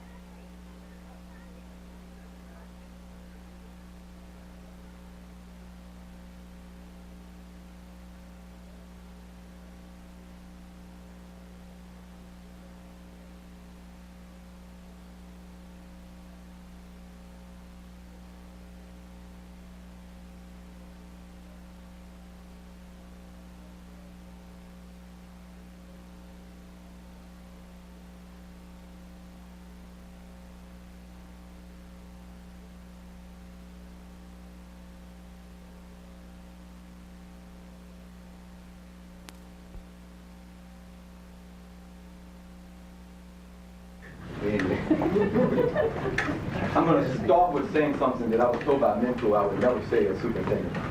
And that is, I'm so happy and excited about the budget process. And I mean that.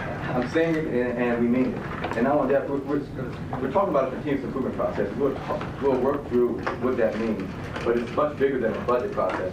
And I hope folks recognize whenever or wherever or whenever they are tuning into this meeting that the budget process for us has really shifted into a continuous improvement process. And this budget that we're presenting tonight started last year at the same meeting. And I can think of dozens of audit committee meetings, dozens of finance committee meetings, dozens of community conversations that we've used to build this budget. So anyone out there thinking that we put a budget together over a series of a couple of weeks or as part of an event, I'm hoping that they're seeing quickly and definitively that that's not the case. The title here, Investing in Building, we're asking the community to invest in public education, invest in our great organization, and I've asked our leaders, Mr. Van Kuren, principals, to build a budget that will meet the needs of our learners. A shift. We're investing and building. And I have this slide here. I've looked for a week now for the best image for what's happening with us right now. And thinking differently, yes, I think the conversation, we're leading a different lead conversation. I know that's not grammatically correct, but the conversation is happening differently in Ithaca. No, we aren't moving away from our commitment to the arts. No, we aren't moving away from our commitments to preschool or kindergarten programs. We aren't having the same conversation about overriding tax cap limits. We aren't having that conversation. In that regard, it's happening differently here. But when I say think different, I'm talking about innovation to support our work. Things like this summer opportunity that's going to be an international opportunity to bring the national and international experts to talk about the work, to grow it. That's in some ways innovation, that's thinking different. When we talk about threads of professional development and the continuous improvement plan that really goes after eliminating achievement gaps, that's thinking different. So differently, yes, we're having that conversation because everyone else, and I was with superintendents last weekend, 700 plus, and I was the only one speaking about a budget that wasn't going to have significant reductions, or a budget that wasn't going to have to override a tax cap in some regard. And in that way, Well, we don't pay the light bill, but that's... we're going to force that utility savings. It's one of those, yeah, it is one of the line items. All right, well, as long as you can see the board, that's it. Board and the whole time. All right, that's it. So the teaching and learning framework, PLC, and human capital work. We put this slide up for every presentation we've done. And it's because it's what we're about right now. And our efforts in this budget, we feel, will support moving this work forward. Not only sustaining current efforts, but moving this work forward.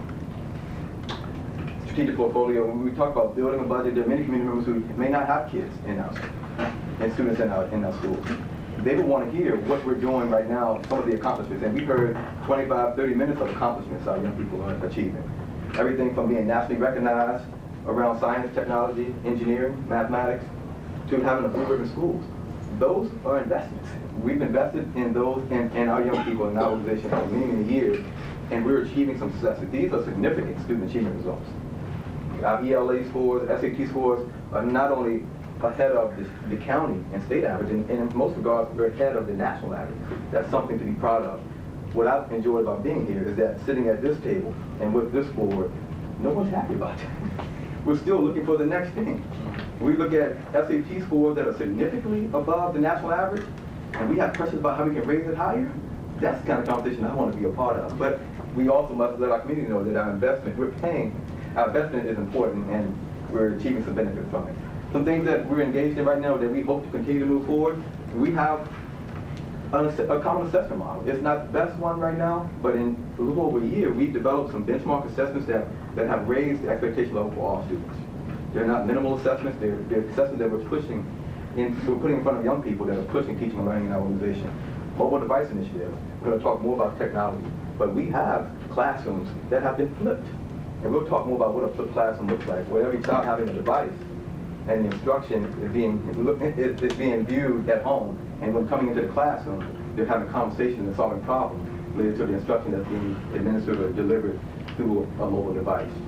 Some Professional Development Institute, you've heard us talk a lot about our continuous improvement efforts. This budget is going to support our continuous improvement efforts, especially when it comes to the students with special needs continuous improvement. report that we shared a few meetings back. I have several slides here that speak to the budget considerations. There are constraints, there are fixed costs, there are things that we've all had to consider and think about and plan for over the last year or years when it comes to putting together our budget. Fringe benefits.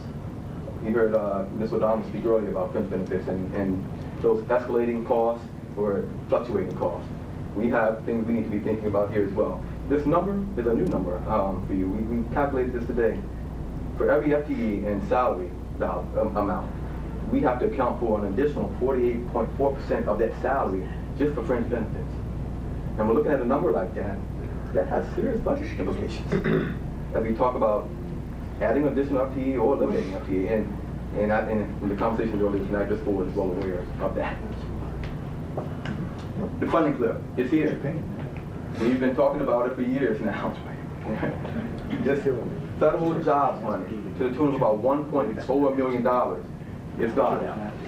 So we've had to think, and we've had to plan, and we've had to negotiate in ways to account for this funding cliff, which is to the tune, if you talk about people, about 40 positions, 40 recurring positions that are in classrooms and with young people.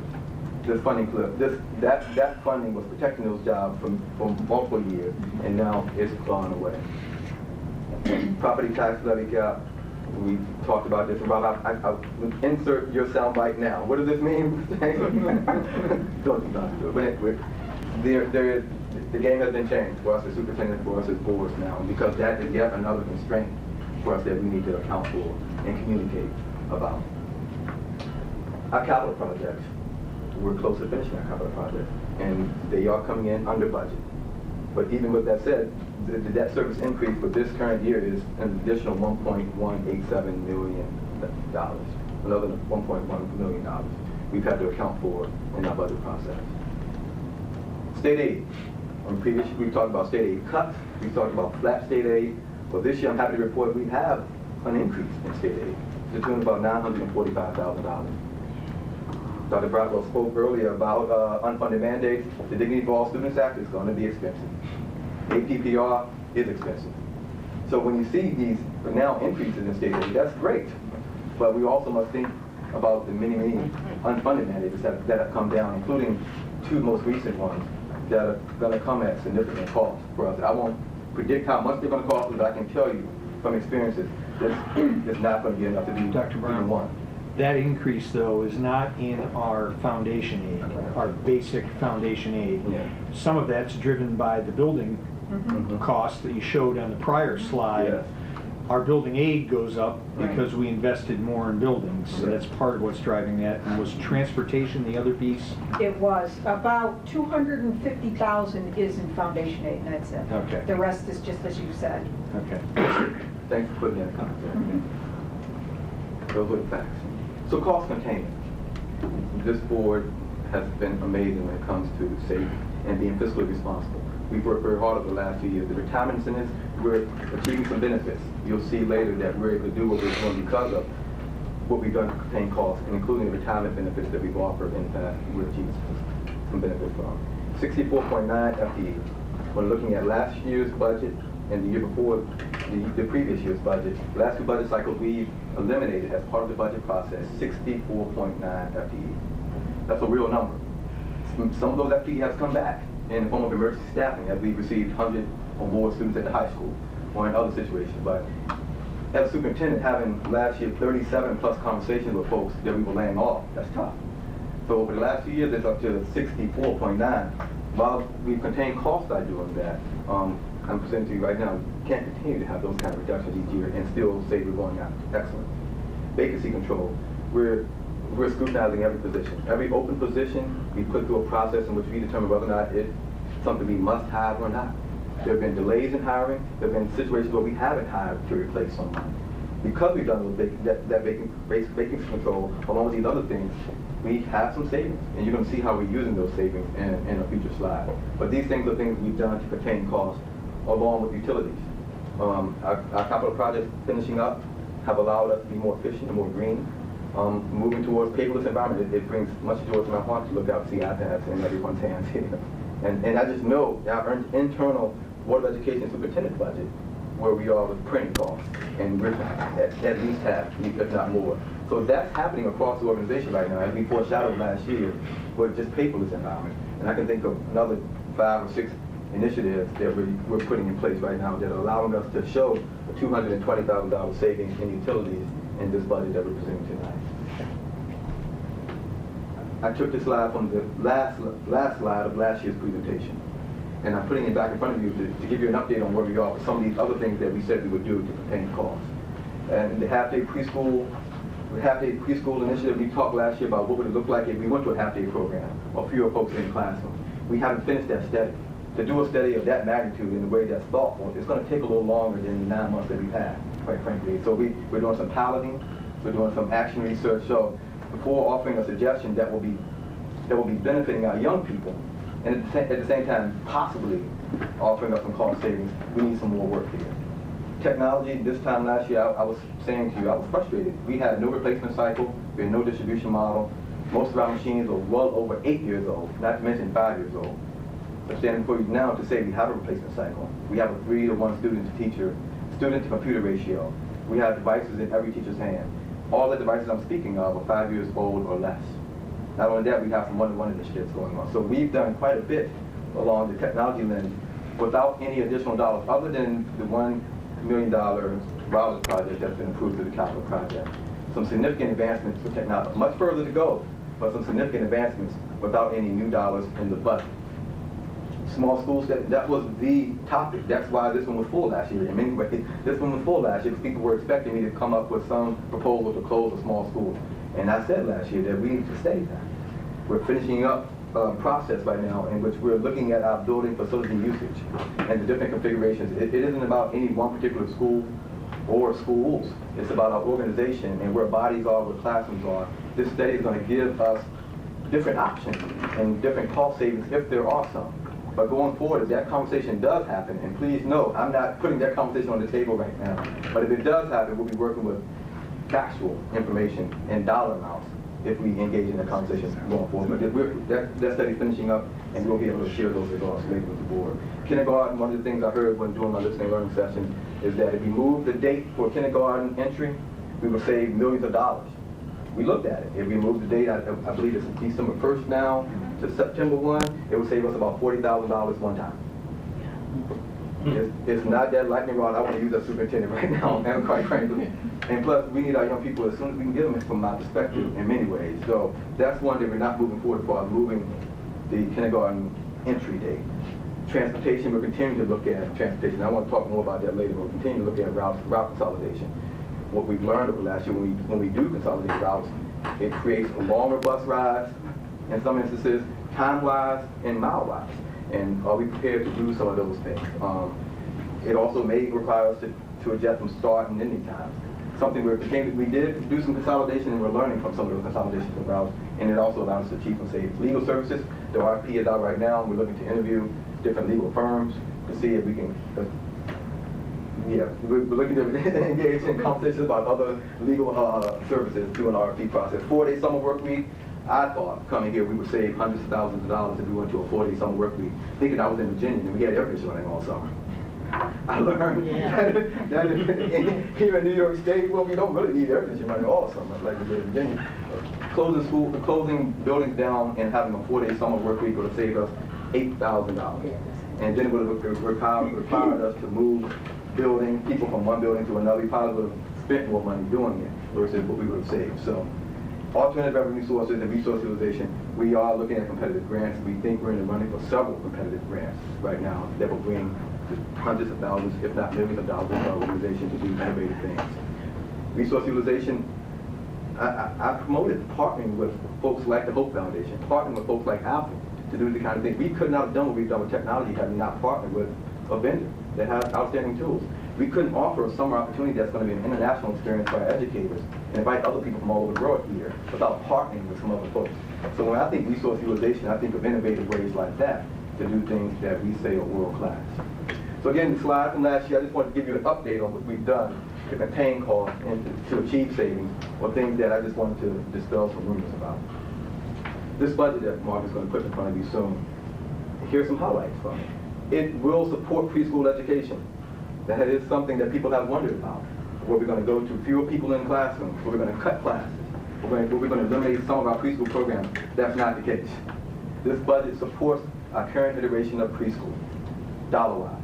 Now, going forward, as part of our continuous improvement efforts, we will engage in conversations about what's the best model for delivering teaching and learning to 4-year-olds in our organization. How do we make the connection between our preschool program to our kindergarten program, our preschool program from school to school? Those are continuous improvement conversations that we're engaging in. We aren't having a conversation about cutting dollars. Maintain student to teacher ratios. Standing before you last year, when we put FTEs on the table at the middle school, at the elementary and secondary level, it was affecting our class size ratios. In some cases, class size would have went up, and Jared saw that the first day of school. Class sizes were large. Class sizes were large. We did some things to adjust mid-year. This budget supports our current student-to-teacher ratio. Job-embedded professional development. This budget speaks to that a lot. Instructional coaching. And we're going to speak about the meetings that are going to be coming up in the coming months, but one of the meetings that's going to be coming up in the coming months is going to deal with instructional coaching. What does that job-embedded professional development approach mean for us as an organization? There are instructional coaching / teachers on special assignment / instructional leaders that are embedded in this budget. Going forward, as we go through a design process for the next year, we're hoping to fine-tune what an instructional coach is, and then next year at this time, I'll be putting in front of you a budget that may look like more instructional coaches. But right now, we're getting a start to have some job-embedded professional developers in our buildings and work with our educators. Support for co-curricular programs. Having been with superintendents all over the state last week, I know support for co-curricular programs in some sense means you're not cutting it in half, or you're doing it. I've had to change my definition of support for those programs because of what I've heard. We aren't cutting or taking monies away from our co-curricular office, period. We're actually looking to support it more, and one of the breakout sessions will be about our extended day Generates Excellence program and how that's going to be supporting our co-curricular office. Another thing you'll see as a line item in the budget is a $30,000 equipment replacement cycle money for replacing our elementary school equipment, musical equipment. Right now, we don't have a replacement cycle. Right now, we have inequities, we have old equipment, and we have young people who are suffering. This $30,000 line item, we think, will solve that particular issue. Yes, sir. Can I ask you a question about co-curricular programs? So I have a fantasy, and I need to check with you as our educational leader about whether or not this actually happens in other districts or whether or not it's a value added. In particular, when we have plays, I'm thinking about the ones we have run, The Wiz, Beauty and the Beast, running to places, just ran one recently, Hairspray. In the complex nature of the subject matter and the opportunity to have students simultaneously reading the actual plays in their English classes, the opportunity to have social science, social studies, history teachers actually dealing with the complex nature of the social issues in those plays, the opportunity for students at BOCEs, the students who are in art classes here to actually simultaneously be working behind the scenes to develop the stage sets. Is that what you mean by co-curricular programs, in particular ones involving arts, or I mean, that's something that I have thought often in my last 3 years as just a vast missed opportunity here. Yes. I think I got your fancy there, but yes, that is the program. And I'm hoping in time we move away from co-curricular because it is our curriculum. Hopefully in time we'll redefine the school day. And we stop looking at the times from 3:30 till 9 o'clock, which co-ed really works as a co-curricular program, but that's part of the school day. The time before school, the zero period, is part of our school day. The kind of experiences that you described are what I'm trying to get at as far as engagement and our teaching and learning framework. If we're going to have teaching and learning the way where it's engaging and it's asking young people to think at a high level, that's it. So I don't know if I'm answering your question. I have the same fantasy, and that's odd for me and you to say the same thing about fantasy, but I have the same fantasy right now. May wear a bow tie. What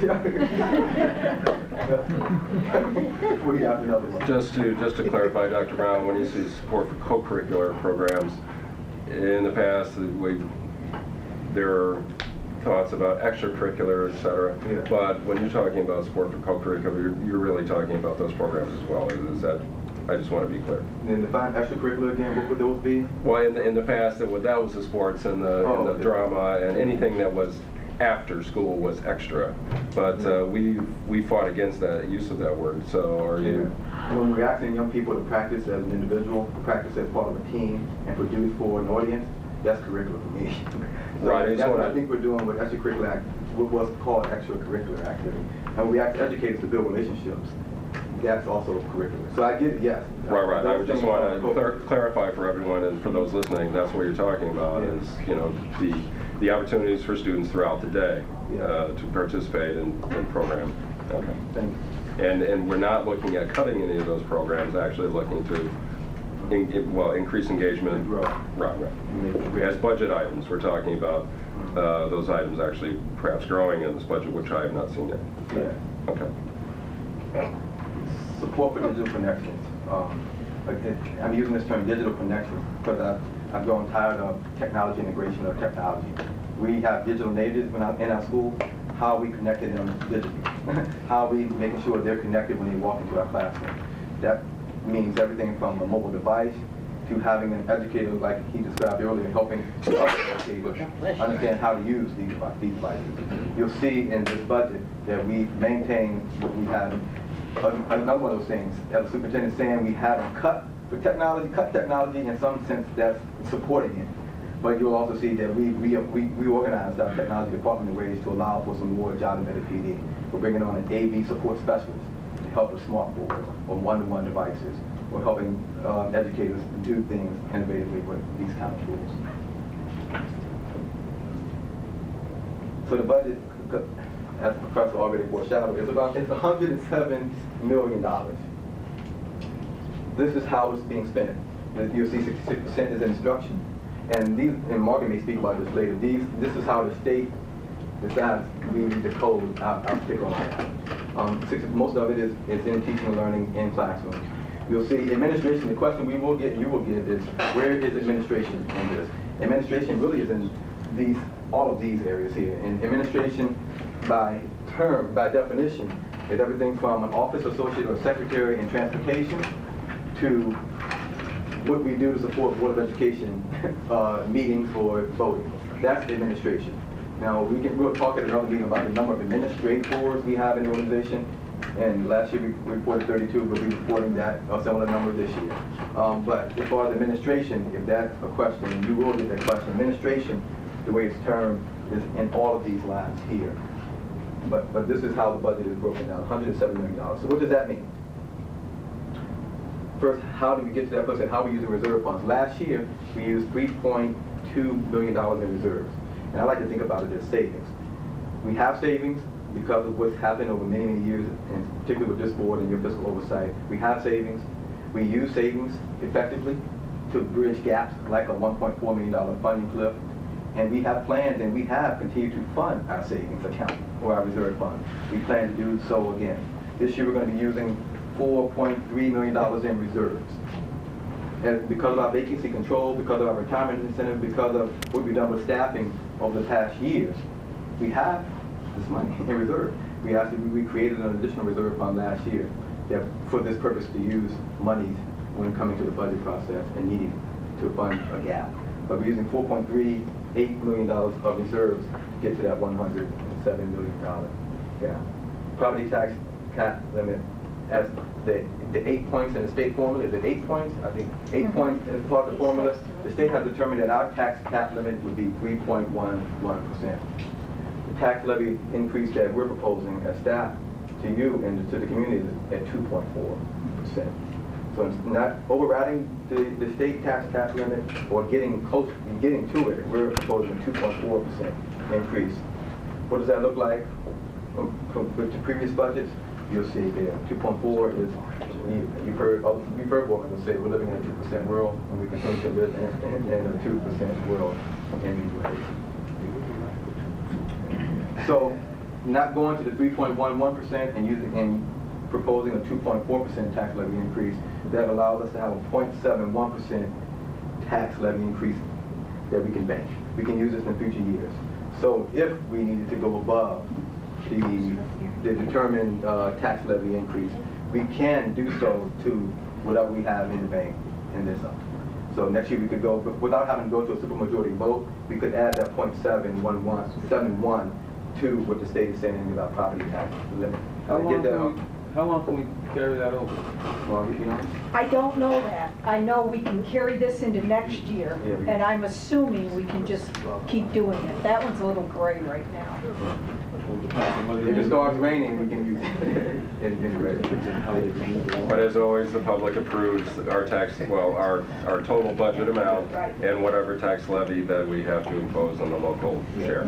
So it is always the dollar amount that we are proposing in the budget. That's what we vote on. That's what our public needs to know.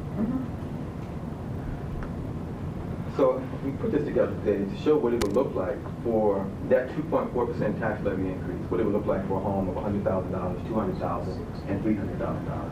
A home of $100,000 would be a $16.39 increase to your tax bill. $39.81 for a $20,000 house, and $63.23 increase to a $300,000 house. And I stopped there. So I can do the calculation for a richer house, more expensive house, but I just want to give folks some sense of what it would look like with the 2.4% increase to the tax levy limit. So going forward, again, as we shift the conversation from a budget conversation to a continuous improvement conversation, we're hoping that the upcoming budget meetings aren't about numbers or departments and line items, but more about what we're doing and how this budget is supporting it. For example, at the next meeting, we're proposing that we do the session is around human capital. So what does the instructional coaching model look like? Bring experts to the table, including some folks who are in the room right now, to speak about their past experiences with instructional coaching and what they foresee happening in the coming years with instructional coaching, and why it's important for us to embed this in the budget now and going forward in the future. The hiring process, we have a revamped hiring process, and we hope to bring to you an update on where we are with that revamped hiring process at the next meeting. In April, the first meeting in April, we're hoping to bring to you how this budget is supporting our professional learning community work. What do the tools look like to support professional learning community? What does the time look like to support professional learning community? Those things are embedded in the budget. The teaching and learning framework, it's hard to talk about a teaching and learning framework without talking about the resources and the tools that we're putting in front of educators and young people. We're hoping that we'll share with you how this budget is supporting those tools and those resources for educators. Budget hearing, we need to decide on when the budget hearing, the public budget hearing is going to be. So I put that timeline there, May 1 through 8. Hopefully we'll land on a date soon. And March 15th is the date of the vote. This last slide here is about communication and some things that we're going to be doing to promote, not to promote this budget, but to share information about this particular funding request. ICSD, I hope everyone's reading every day the ICSD Insider in the newsletter. We'll have information about the budget process and updates there. Social media, we're now on Twitter, Facebook, and YouTube. Thank you, Peter and other folks who've done such a great job. We have a strong presence in the social media world. A lot of folks are following us. Road shows, I know several board members have an interest in doing road shows and traveling to different schools and community buildings, and we'll talk more about that later. The website, we still have an instance on our website for just budget information. We have an email address for comments, questions that one can send an email. What is that address? Board clerk at icsd.k12.ny.us. Board clerk at icsd.k12.ny.us. And one more time, board clerk at icsd.k12.ny.us. That's the email address. But when going to our website, you can click on the link and it'll automatically send an email. Community conversations with the superintendent. That's part of our continuous improvement process. I'm going to be visiting churches, barbershops, coffee shops, you name it, in the coming months. These conversations I'm hoping to be more about what we're doing to support the Board of Education priorities and our key levers, but I'm anticipating having conversations with folks about how the budget is going to be supporting that work. Public opinion research. I'm hoping we redefine what public opinion research is and data is. We have, I counted this morning, 7 years worth of survey data about budget. What should we cut, what should we not cut? And all 7 years say the same thing. So I'm hoping that we can shift the conversation to get different data. We will do an exit poll this year as part of the budget vote. When leaving the polls, we're going to be asking folks about various questions to get their perceptions about what they voted for, why they voted for it, and et cetera. We're also, the community conversations with the superintendent, we're going to be capturing that data also. We'll set up websites. We're going to be doing other surveys, not budget surveys per se, but other surveys to get more public opinion data. In the budget mailer, we're revamping the budget mailer. Last year was the last time we're going to send out that very technical document that was all in black and white. Be looking for a revamped mailer that's going to be more engaging, that will speak to the work of the organization, in addition to the things that are mandated by the state as far as technical language that we must include in that as well. So from there, I know you all been waiting. We have a document that has this budget and all those highlights, line by line. And I could have done that presentation for you for the last 20 minutes, but I thought being the second budget presentation of the night, we probably would shift a little bit and do the presentation a little bit different, but also give you the corresponding data and information as well.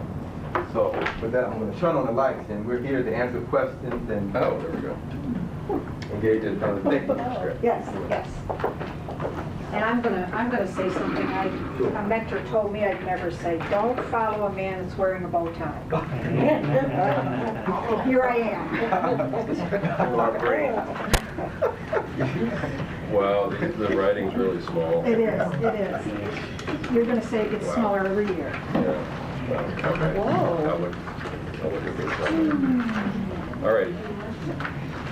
So Margaret is handing that out, and we appreciate that. So Dr. Brown, we have a $107 million budget, and Eldred has a question. Go ahead, Eldred. The answer may be the same thing. But I feel it's important to ask you the question. So our state and our federal government basically told us we are not preparing our students as successfully as we can for either unremediated success in higher education or for current workforce. Most of the conversation is about how do we prepare students for excellence as they take the next academic step. I don't hear as much conversation about what we're doing, what we can do, especially in light of BOCE's presentation, about what we can do to make sure our students are excellently prepared to enter our modern workforce. So now here comes a weird question. How can we frame what's happening in our budget to address that side of our equation? And again, I think I know the answer is the same.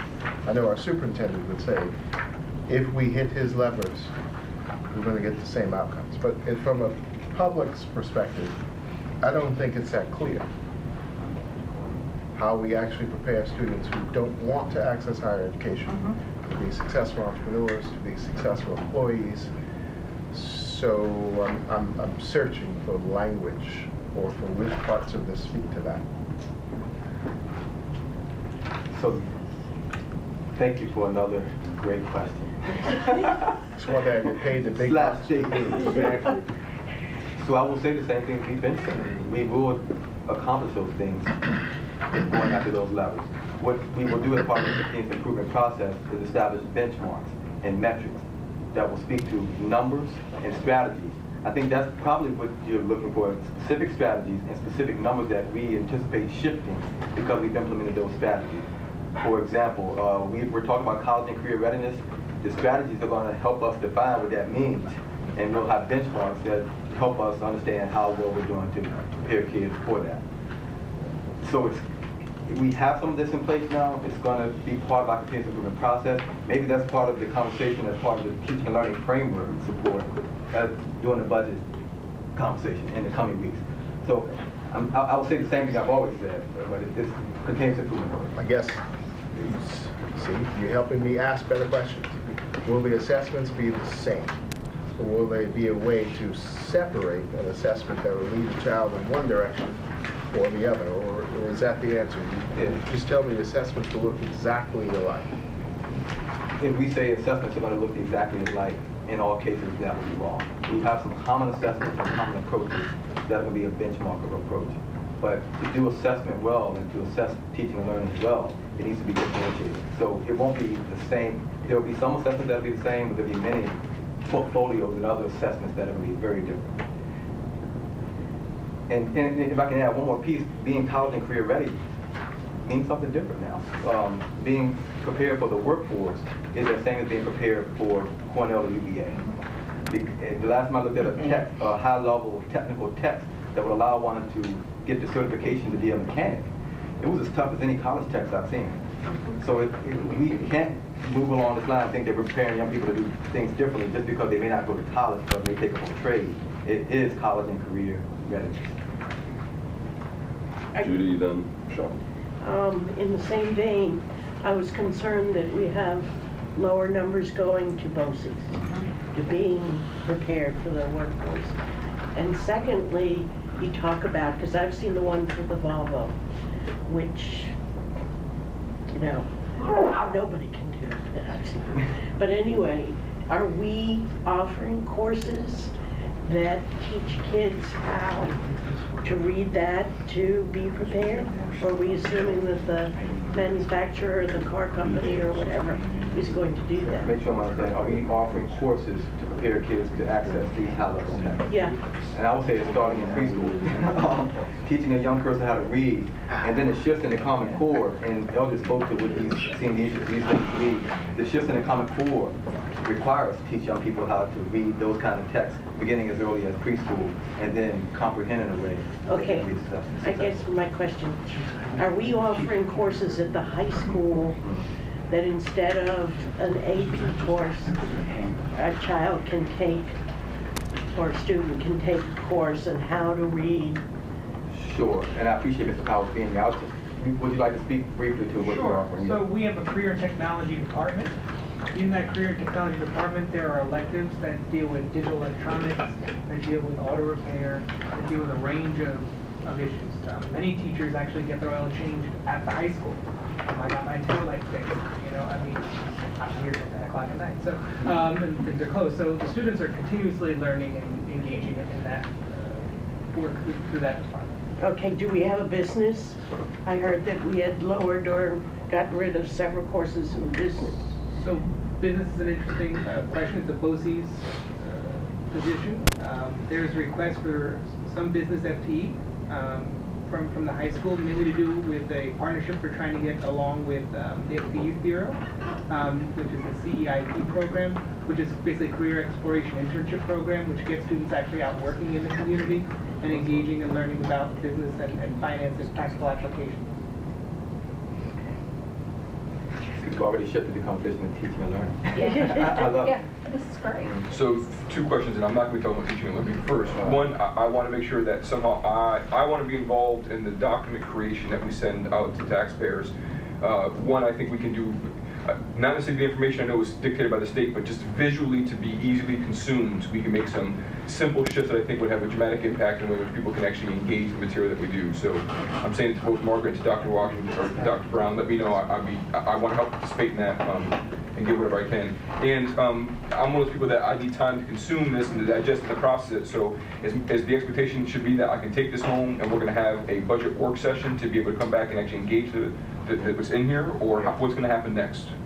The April 3rd day is the budget work session. And it's going to be about this. So in April 3rd, so in 2 weeks, so the 3 weeks, I get to talk about this document. That and the human capital efforts as well. So we're going to try and guide the conversation around human capital that night, but we're going to be open for all questions about this document specifically. All right, so I guess what I'm asking for then is I think, I don't know about other board members, but I'm going to want some time to actually have first have some dialogue about this, but I don't want it to be tonight. So I want to know when it's going to happen. Yes, March 27th, March 27th, and then again on April 3rd. Okay. Two separate dates. Yeah. And we will be having a Finance Committee meeting on March 22nd. Yeah. March 22nd, that's another opportunity to take a look at any new information from the state, any fleshing out of any of the basic numbers. Go ahead. Yeah, I'd like to, just for folks who are at home, we've presented a potential tax increase at 2.4%. Let's remember that's all based on the governor's proposed budget. There is no budget at the state yet. Of course, we'd be hopeful that they'll pass it before we adopt our budget, but we're not sure.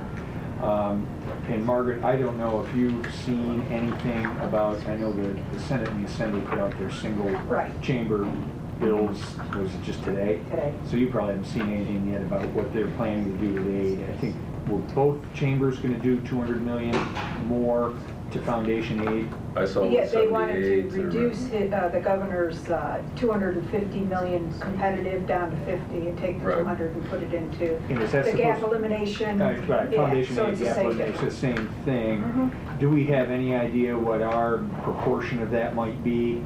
It did say that no district would get less than a 1% increase, so it depends on. No district would get less than so our foundation aid's about 16 million, so we'd be talking about 160,000. So that would be an impact on our tax levy of about 0.2%.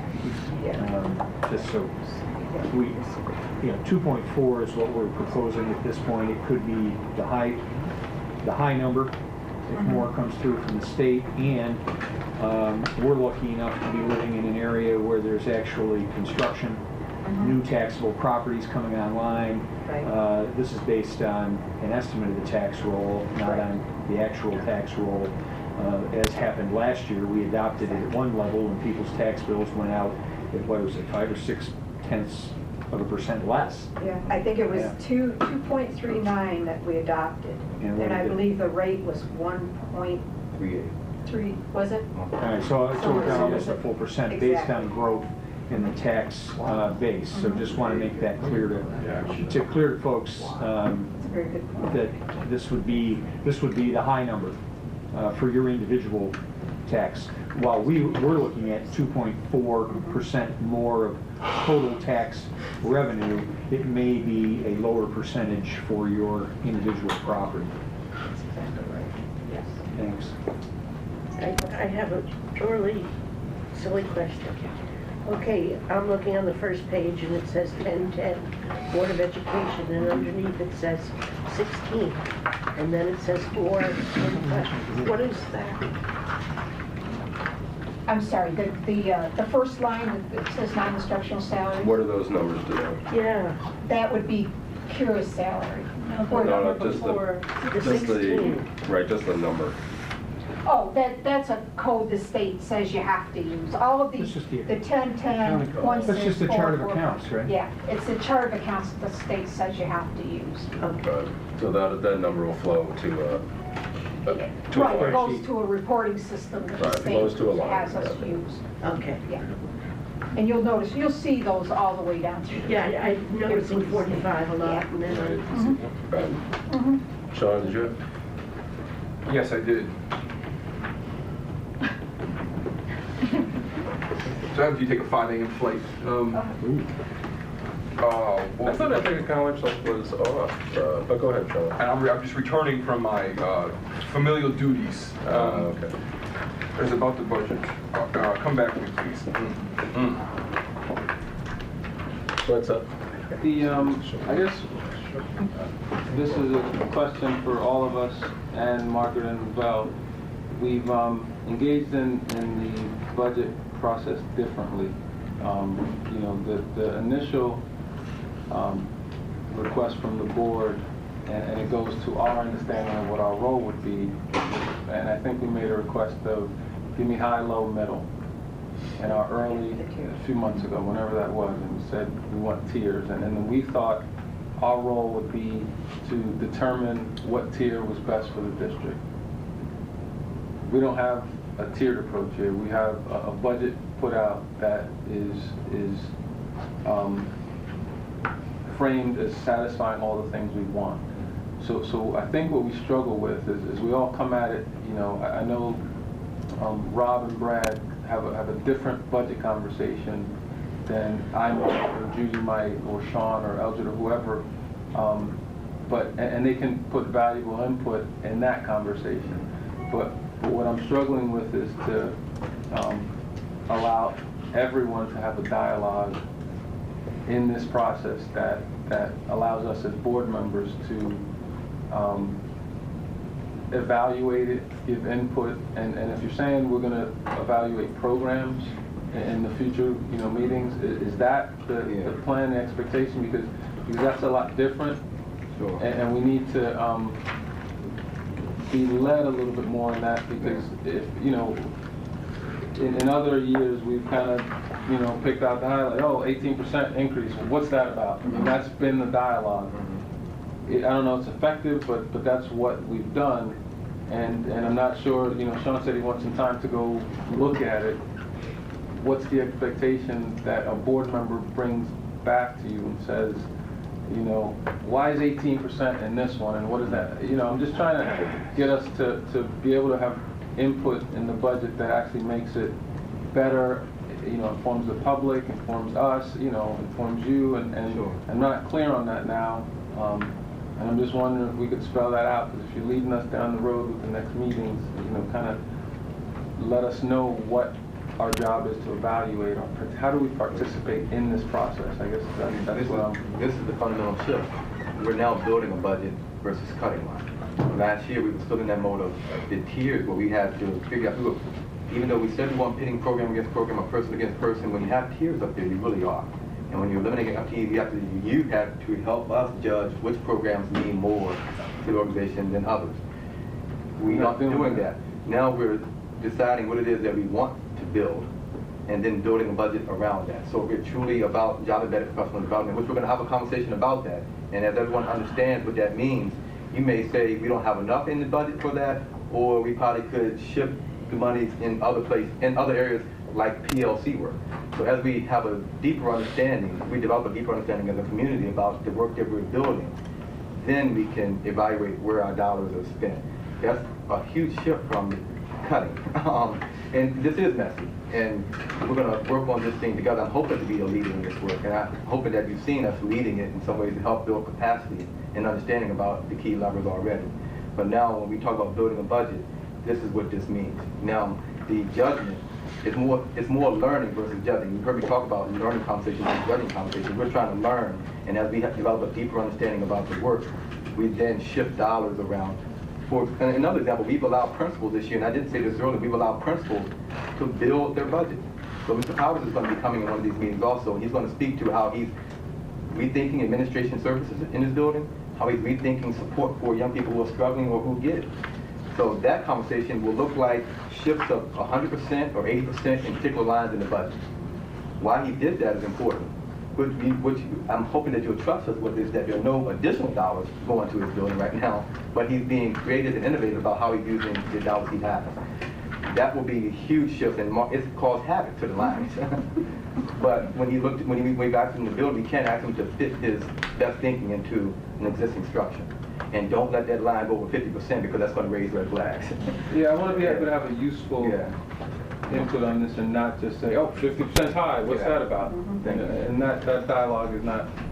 So I'm hoping after the instructional coaching conversation, best case scenario, you say to me, wow, we love that approach to job embedded PD. How about we think all of your support specialist positions and fold them into an instructional coaching model? You may not think that this job embedded approach to coaching educators is the best approach, and let's stop at the 6 positions that are in the budget, and let's see if we have some data showing that's important. And so that's a conversation I'm hoping we'll have as a learning community going forward. That's going to be powerful and helpful to me. Good. I remember Sean said those exact words, I think, 2 budget cycles ago. Expressed his frustration that we are playing this chicken-egg game and taking away from something. He expressed his opinion. And that's the quoting him. I want to be in a position to build a budget. So this is critical, that now we're here, and Seth is articulating, now we got to figure out what the hell that means. Right, so I think this is a healthy process, and it speaks to the fact that we are moving forward. I don't know how to engage in a true conversation about it, so I'm going to listen to the building leaders. In particular, I'm going to assume that they have the largest weight on their shoulders, because we're increasing their capacity, but their accountability. But I'm going to be learning from this and asking the toughest questions I can. There's no manual I've seen to walk us through this conversation. So now that I remember, and it was about those processes, both about building a budget and about building leaders, and one of the conversations we've had amongst various board members is questions about the ways in which building leaders have discretion over building budgets for their individual school building, as opposed to higher up or central office or the board trying to dictate what should take place in a particular building. And so can you just speak briefly, because my understanding is that there's been significant conversations with building leaders about both their needs and possibly some of their wishes to be able to provide better services for our young folks, and how this budget actually may or may not reflect what our building leaders are trying to accomplish. Because one of the ideas for the board has been to in many respects, to empower our building leaders to take a much more proactive role, a direct leadership role in the buildings. Am I wrong about that? Yeah, and what I'm sensing from the board is the same thing I'm sensing from building level leaders. When we say that, that means one thing, but doing it is quite another. I hope that you see, I did that with our central level services, and it was tough. They were hard conversations, they were needed conversations, but using existing dollars to rethink how we offer services was very difficult. We've offered that up for principals, and some principals did an outstanding job with it, and you're going to hear from some principals who've done an outstanding job with it. Some are still getting better at it, and we're coaching them on how to think different in that way. So, but we have offered it up for principals, and some principals did an outstanding job, and we're still shifting the central office support. Right now, we're not structured centrally in a way that will support that movement at a level that we need to have it operating at. So this is a continuous improvement effort for us. We made some significant shifts over the last year. Last year when we presented the budget, we had just begun this. Principals, you have your budget, build it, have conversations with the community to come back to us with your best thinking. We were early into that conversation. We're a year ahead, we're a year further along, and we have more work to do, but you'll see in the coming weeks that some people have done a pretty good job. So just so I can get it straight in my head, all across, really New York State, you see it in all the wire stories that we see, really every day.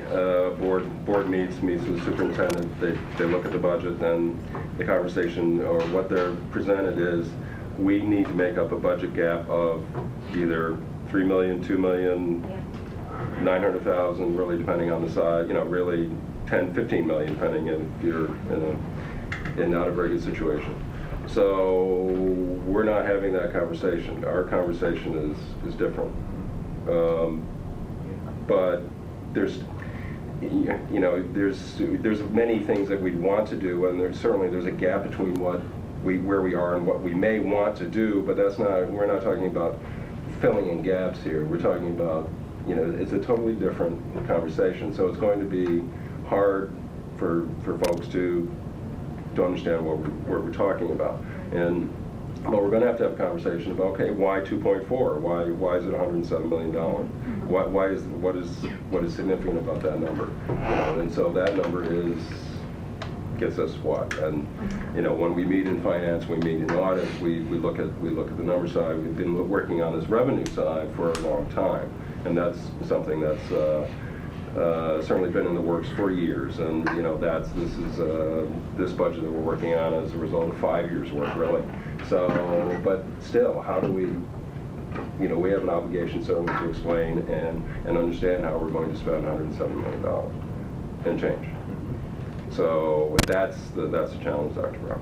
Yeah. And I think you've stepped up to the challenge, because I'm hearing about the conversations you're having with educators. You're sitting in classrooms.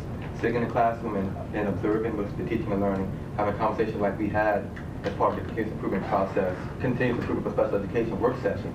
Those questions are the capacity building that we need.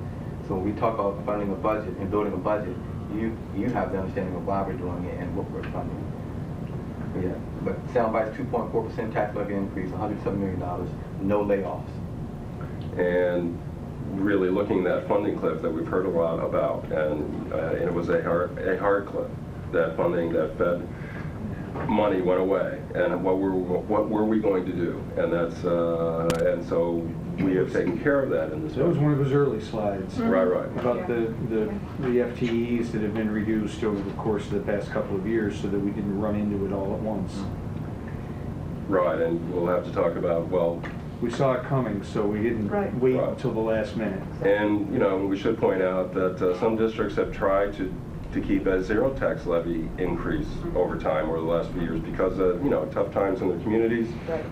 Right, Brad? And, They is were that using the federal money as the stopgap. Right, And now they're being hurt. And using every reserve and using their fund balance, and that's what's put them into the situation that you referred to, and now they've got gaps to close. Well, right, it's one of our stack neighbors, one of our stack conference schools did that for a while, and now are looking at really a nightmare scenario. Right. And so our job is to obviously prevent the nightmare scenario and explain why it's better to be, develop a district that can survive in the 2% world, and instead of, zero may be good for 1 year, but it's not good for Not survive. our 5-year plan. Not survive. Right. Exactly. So, we will explain that as many times as we need to. We talked about going out in the district, as we're happy to do that. And certainly, Dr. Brown, you're going to be out and about, but we'll have more meetings to discuss this document, right? What's behind the numbers, that's what we need to talk about now. Right. What's behind everything that we've been doing over the last, and I think it's important for people to understand that this document is something that goes on all year long. It's not, it's not something that has been done in a vacuum. And I'd like to publicly state that the process that we started last year and are improving on this year and will be better next year is the best budget process, because it isn't just budgeting. It's really a broad-based, overreaching process that gets us to where we want to be as a district. And I think it's been a very good process to go through. Pat, did you have? Go ahead, Pat. I wanted to just make a few observations about this budget, because I was not involved in previous budgets, but when I came on the board, I think my first conversation with Dr. Brown, and I know he talked with a lot of people, I don't know if he remembers, but I do. He's like, what is she going to say?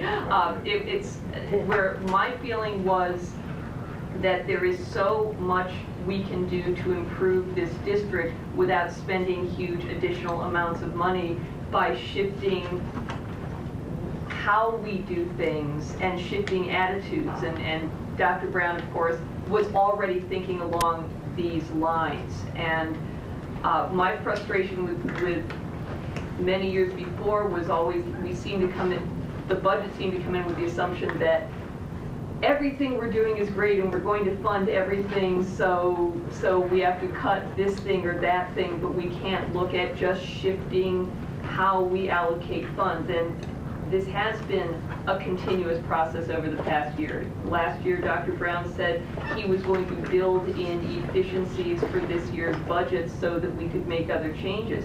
And that's what we're seeing.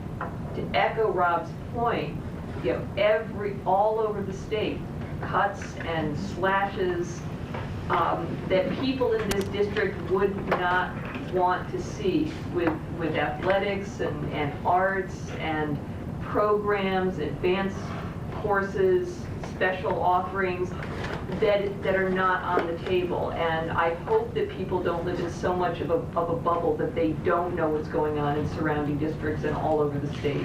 Because this really, truly is an exceptional budget that builds on the expertise of people in this building and our finance committee, and to some extent, the nice little economy we have in Ithaca. But it's, this is a very new and positive way of looking at expenses and how the money we spend is going to support our students and our teachers who need professional learning communities and professional development and the support that to get through these regulations that are coming. And I just couldn't be happier. Well, maybe I could, but given the constraints. Julie, did you have something? Yes. I'm probably going to say something that's not popular. I'm concerned that the percent increase is not high enough. We're talking about excellence. I was out today at math PLC in the high school, And we were talking about the combinations that they want to propose, but they talked about also maybe needing 2 FTEs, maybe needing more people in the classrooms because of the varying abilities of the kids. And I need really to be assured that since we're seeking this, that we're going to provide this. If we're expecting excellence from this district, I think we have to be willing to provide the money to see it. And I'm just afraid, you know, we're going to have teachers who have amazing ideas and need something. We're not going to have the money. So I would like to see us make sure that 2.4 will do everything that's necessary to become excellent. Hey Judy, can I ask you something? So you put that on the table, what would that look like? How do we I show don't that know. other than, you know? All I saw today was the math at the high school. I sat through a class at Boynton, and I see, you know, people trying these new ways of instructing kids, but needing. I know in the curriculum committee, we are going to need a new math series. We're going to need the money over the summer. We can't encumber the money that's already there from the math. So somehow we're going to have to figure out how to do it. We have to do it in a hurry. So I don't want to say this either. I wish we hadn't put out the percent till we thought about some other things. Go ahead. Judy, I just want to tell you one of the reasons that I ran for the school board, and I'm sure other people on this board can say something similar, is we all had an innate sense as doctors, as attorneys, as business owners, as managers, that the amount of money that was not being used efficiently here was vast. Mm-hmm. And I would argue that we have several years yet to go to find those, continue to find and address those vast inefficiencies so we can redirect the money in the direction it should go. I am, our financiers who do this for a living and have taught me a tremendous amount about how this works. I know they would agree that we're not even close yet to the place where we have to have the conversation you're having. There's just so many miles to go. I just don't want to see programs and teachers become excited and then In this budget, we have the emergency FTE. We have 4 FTEs to adjust for class size and for innovative approaches to teaching. Last year, we had 4 FTEs in the budget that we used to adjust the high school staff class size ratio. Okay, so we have 4 embedded in the budget right now. So Somewhere in there. yeah, somewhere in there. So when things like this come up, where we have a significant need in a particular building that we need to address, we have some, I don't say cushion, but we have some FTE that we can allocate in order to support it. Go ahead, Brad. And I think, Judy, aren't we trying to address some of your concerns in our negotiations? yeah. Okay, we I are. know, I'd say, I But don't want. just seeing a couple of teachers, seeing every math teacher was there at the high school, and they're ready to go, and we have a couple of roadblocks. And this is just one program. I don't know of others at the high school, but I think it's the same. Just to echo a couple of things. There may be roadblocks, but I'm not sure that more money solves those roadblocks for us. So things need to be in place. And if you recall, I'm the person who constantly wants us to put forward a 0% increase because I think it's mathematically unsustainable to constantly increase taxes year after year. So I appreciate your saying you want to make sure things are funded. The flip side for me is also, I think as other folks said, it may be $60 on a $300,000 home, but that's $60. Oh, I Right, so get it's that. money out of somebody's pocket. And so I'm That's trying to why I'm find ways. saying it wasn't. Sure, I get the point, but I also want other folks to realize that there are other ones on the board who think that maybe we're still spending too much. And the reason why I'm not saying much now is because I understand that there may be a way in which if building leaders are feeling they're getting what they need, then the 2.4, the maximum of the 2.4%, we should be clear about that for everything folks have stated, seems to me a way in which I could go along with that only because I believe that it is a great attempt to get us towards excellence. I want to be that proof.